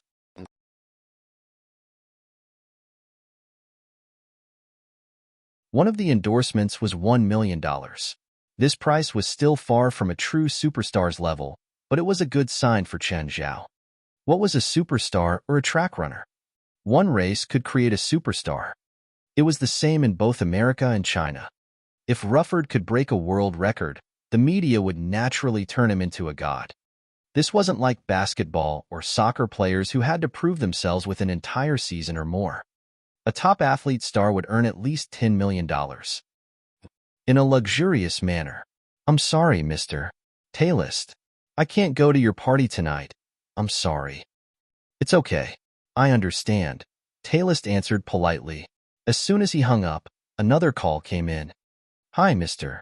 Taylist. I'm sorry. I can't go to your party tonight. 20 minutes later, Taste was about to smash his phone down. 5 people who'd agreed to come to his party had declined the invitation in the past 20 minutes.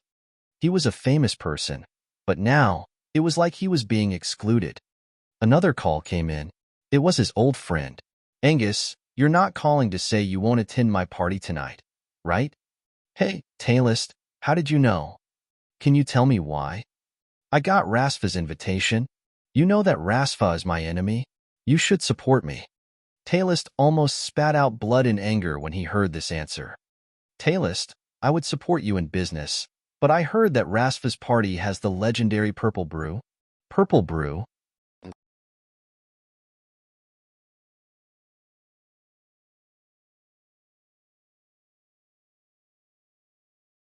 Chapter 622 Value. Chapter 622 Value. What's Purple Brew? Taylist asked in confusion. You don't know? Angus said. It's the practically legendary wine. Oh, I remember. Is it the magical wine that apparently saved all the elites at the Hilda Hotel last time? Yes. Taylist was even more pissed. Even though he and Rasfa were equals in the company, they still competed in terms of abilities, connections, and wealth. This time, his party was rejected by many guests, and they instead chose to attend Rasfa's party. This was a provocation, or even a declaration of war to him. That night, Talus discovered that practically no important guests had come. He was so furious that he smashed everything in his bedroom. It wasn't just a party. To upper-class elites like him, the guests at his party could reflect his identity and status.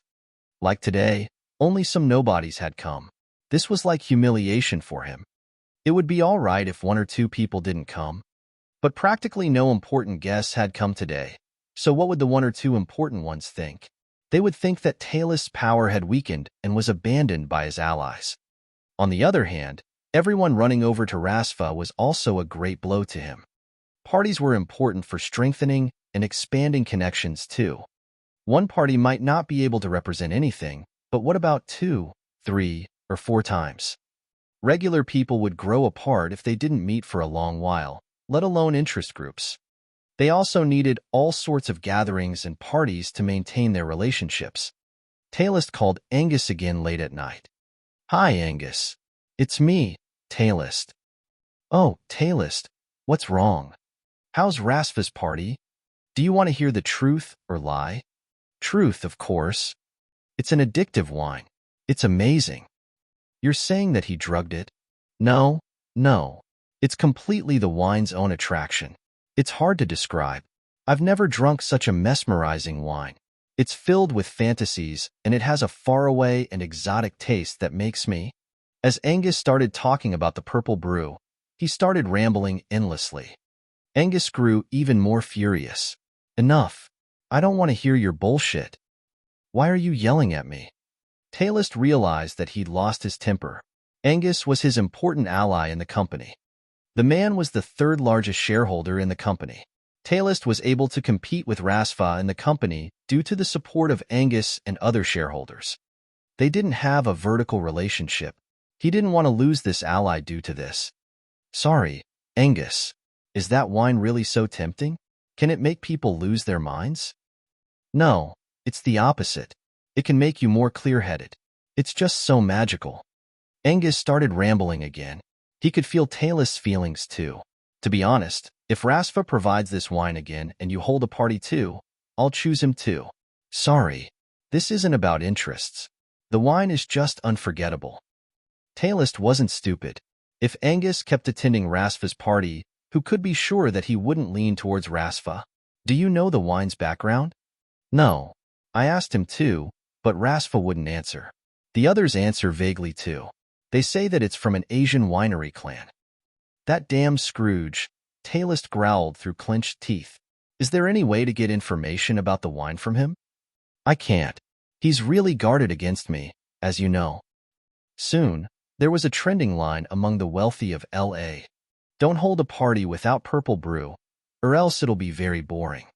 It was an incredibly proud thing to be able to host a party with purple brew, even if each person could only get 1 glass. Rasfa's friend pulled on him with a livid expression. "Rasfa, you've already thrown 3 parties. Each time, you say you ran out of purple brew, but then you can take 1 bottle out for the guests. You're obviously lying to me."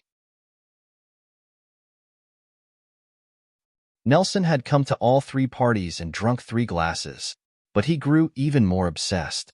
Each time, he would pull on Rasfa and try to get information about the purple brew, or try to get the actual wine. But Rasfa kept his lips sealed about the purple brew and any information.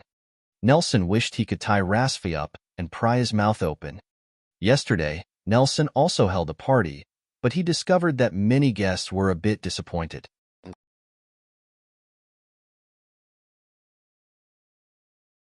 One friend even asked why he didn't have purple brew. Nelson almost exploded. Why didn't he have purple brew? Didn't they know how precious that wine was? Nelson didn't lack money. His company's total value was 20 times that of Rasfa. He also had a small portion of the film industry. But Rasfa, someone who worked in entertainment, had something that he didn't. This was an insult to Nelson. "Nelson, I got this bottle today, and I hurriedly called everyone here to taste it. Doesn't this show my sincerity?" Being invited to taste the purple brew was completely different from having one's own bottle and inviting friends to taste it. Rasfa, just tell me, what price are you willing to sell it for? Nelson, I really don't have any more. I heard that your company will screen a movie in July. I can help you add at least 500 theaters. Rasfa arched an eyebrow. Steven's new movie was airing in July. But Steven also came to complain that there wasn't enough time and there weren't many theaters. Nelson, I'll try my best to get you a bottle. How long will it take? I can't promise you.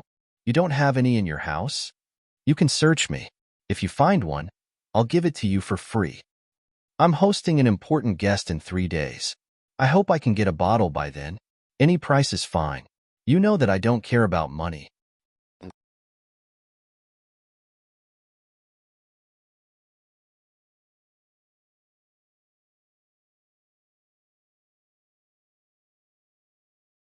Chapter 623, Winnip's Call. Chapter 623, Winnip's Call. Ding. $2 million have been transferred to your account 45 *****. Your current balance is $3,922,441. 15. If you asked Chen Zhao what was the best thing in the world, it would be watching his current balance keep raising while he was saving up money. He picked up his phone and kissed the screen. It was close to $4 million in savings. He counted as a rich person now, right? Of course, the happiest thing was that Laurent finally scrammed. Finally, no one would disturb his two-person world with Fei Lai.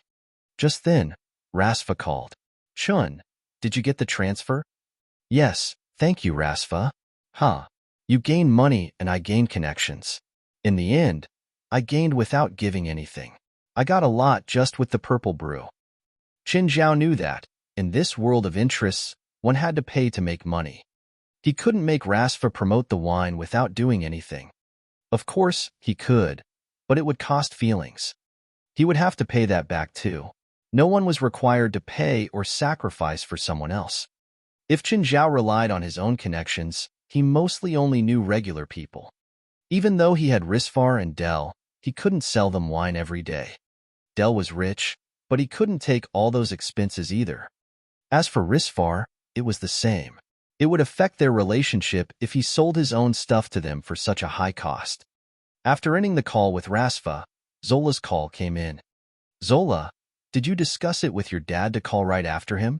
You were talking with Rasfa? No wonder I couldn't get through. Is something wrong? I can't call you just because I want to. Sure, of course. Can you lend me Princess for a few days? Zola asked. See, you do need something, Qin Zhao teased. Will you lend me her or not? If you need Princess, you can come and take her the day of and return her the day of too. Why do you need her for a few days? Actually, I need to go to New York. Oh, when? June 20th to 25th, Zola said. My brand is opening up a new business in New York. There's a fashion show. I'm going to New York on June 21st too. Oh, it would be even better if you can come. No, I won't go to the fashion show. It's too repressive to Fei Lai and I. Fine. Zola was slightly disappointed. What are you doing in New York? Going to see the New York leg of the Diamond League race. You like track? No, my friend is competing. Oh, how about we go to New York together? Sure, but how will we transport Princess? She doesn't like to be in a cage. We'll just borrow Rasfa's private jet, Zola said. Oh, I'll have Triss, Nat, and Cooper go over to you in a few days. They'll call when they go. This isn't necessary, right? Fei Lai and I don't need clothes. You're overthinking. It's for Princess, not you. She's going to take part in the fashion show, so she obviously needs her own tailored outfit. Oh, yeah. Qin Zhao really did think too much. But he had to admit that Triss, Nat, and Cooper were talented in fashion design.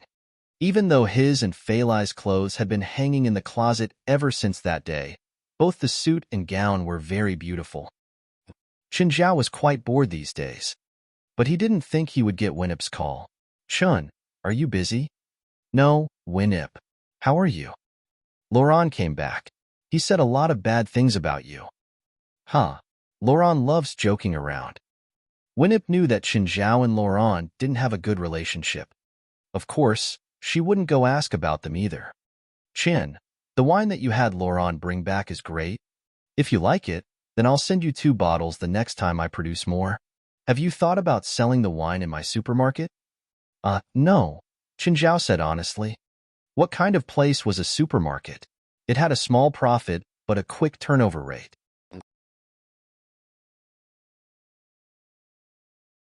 There were some luxury items, but the highest price was only a few $10,000. How could he sell $1,000,000 wine there? Qin Zhao wasn't crazy. Of maybe Winip didn't know the price yet. Qin, I know what you're worried about. Winip, are you sure you know the cost? I saw the news. Plus, I have friends in the upper class of LA, too. I know what the value of the purple brew is to them. But you still want to. I considered 3 points.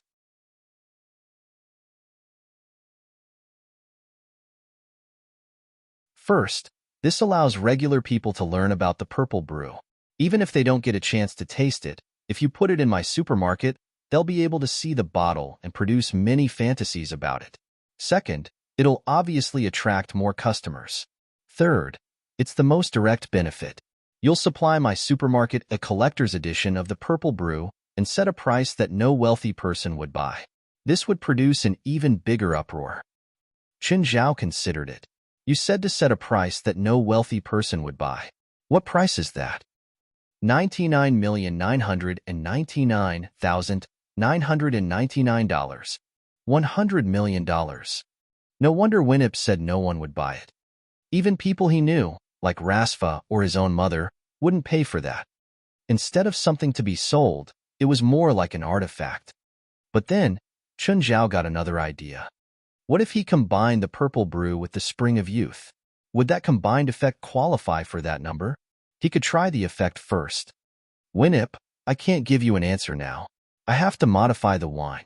I can't just change the label and multiply the price. Chun, no one will buy it anyway. But what if someone does? What if the customer finds out that the collector's edition is the same as regular purple brew? This isn't a regular name brand bag. This is $100 million. If someone really bought it, it would be a huge blow to your supermarket and the purple brew. I don't want to take this risk. Fine, but are you sure you can raise the value of the purple brew 10 times higher?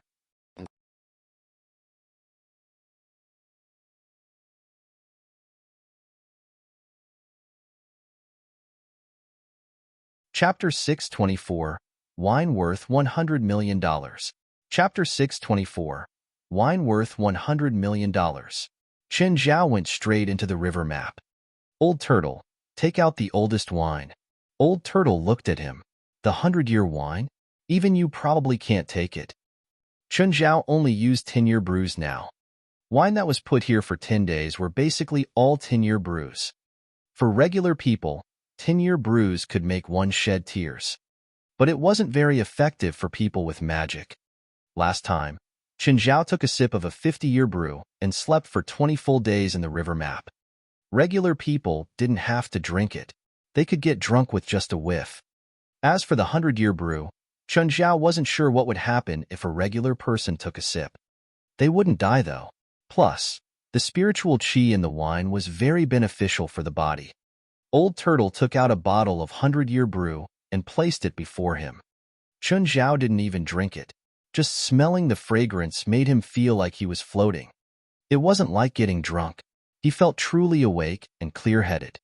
The moment he opened the lid, the fragrance poured out like a fountain.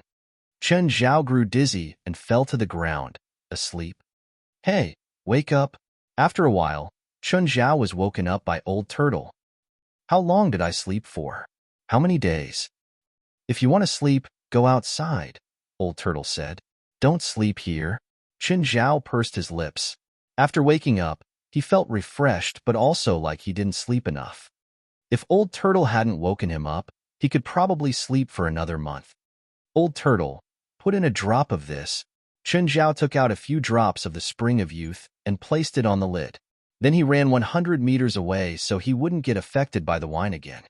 Do you have to run so far away? Old Turtle looked at the Spring of Youth on the lid.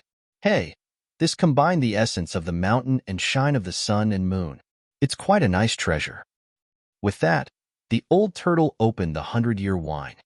Even though Chen Zhao was 100 meters away, he could still smell the heavy fragrance. He started getting dizzy and had to run back some more. But after Old Turtle added in the spring of youth, a gust of almost tangible spiritual qi poured out. Great wine, great wine. Old Turtle poured the wine into his mouth. Chen Zhao was in pain. That was the spring of youth. He'd already used up a lot, and only 1/3 was left. Old Turtle drank it all in one gulp. He smacked his lips. This wine is indeed incredible, but a mortal can't drink it. What will happen if they do? Their spirit will be washed clean by the spiritual qi and become an empty shell? Chen Zhao was shocked. That's serious? Yeah. What did you pour in earlier? Spring of youth?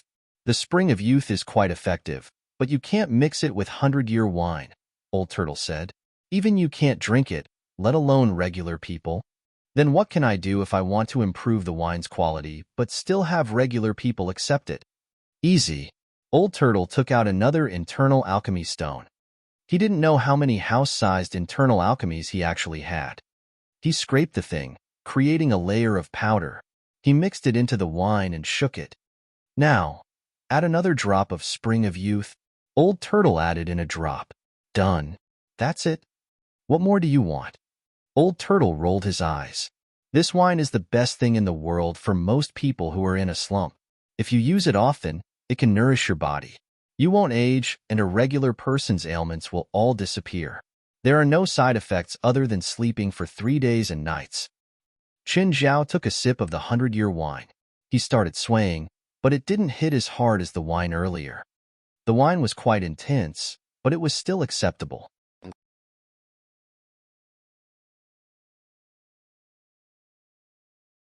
Why did it weaken after you put in the internal alchemy stone?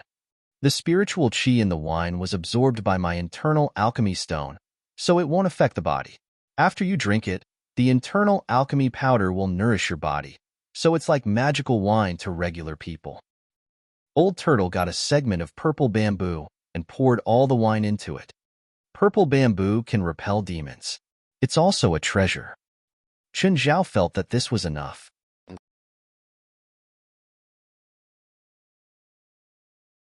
To be honest, he hoped it could sell, even though he knew that it was impossible and just a daydream. Suddenly, Chen Zhao had an idea. How about we call it Daydream?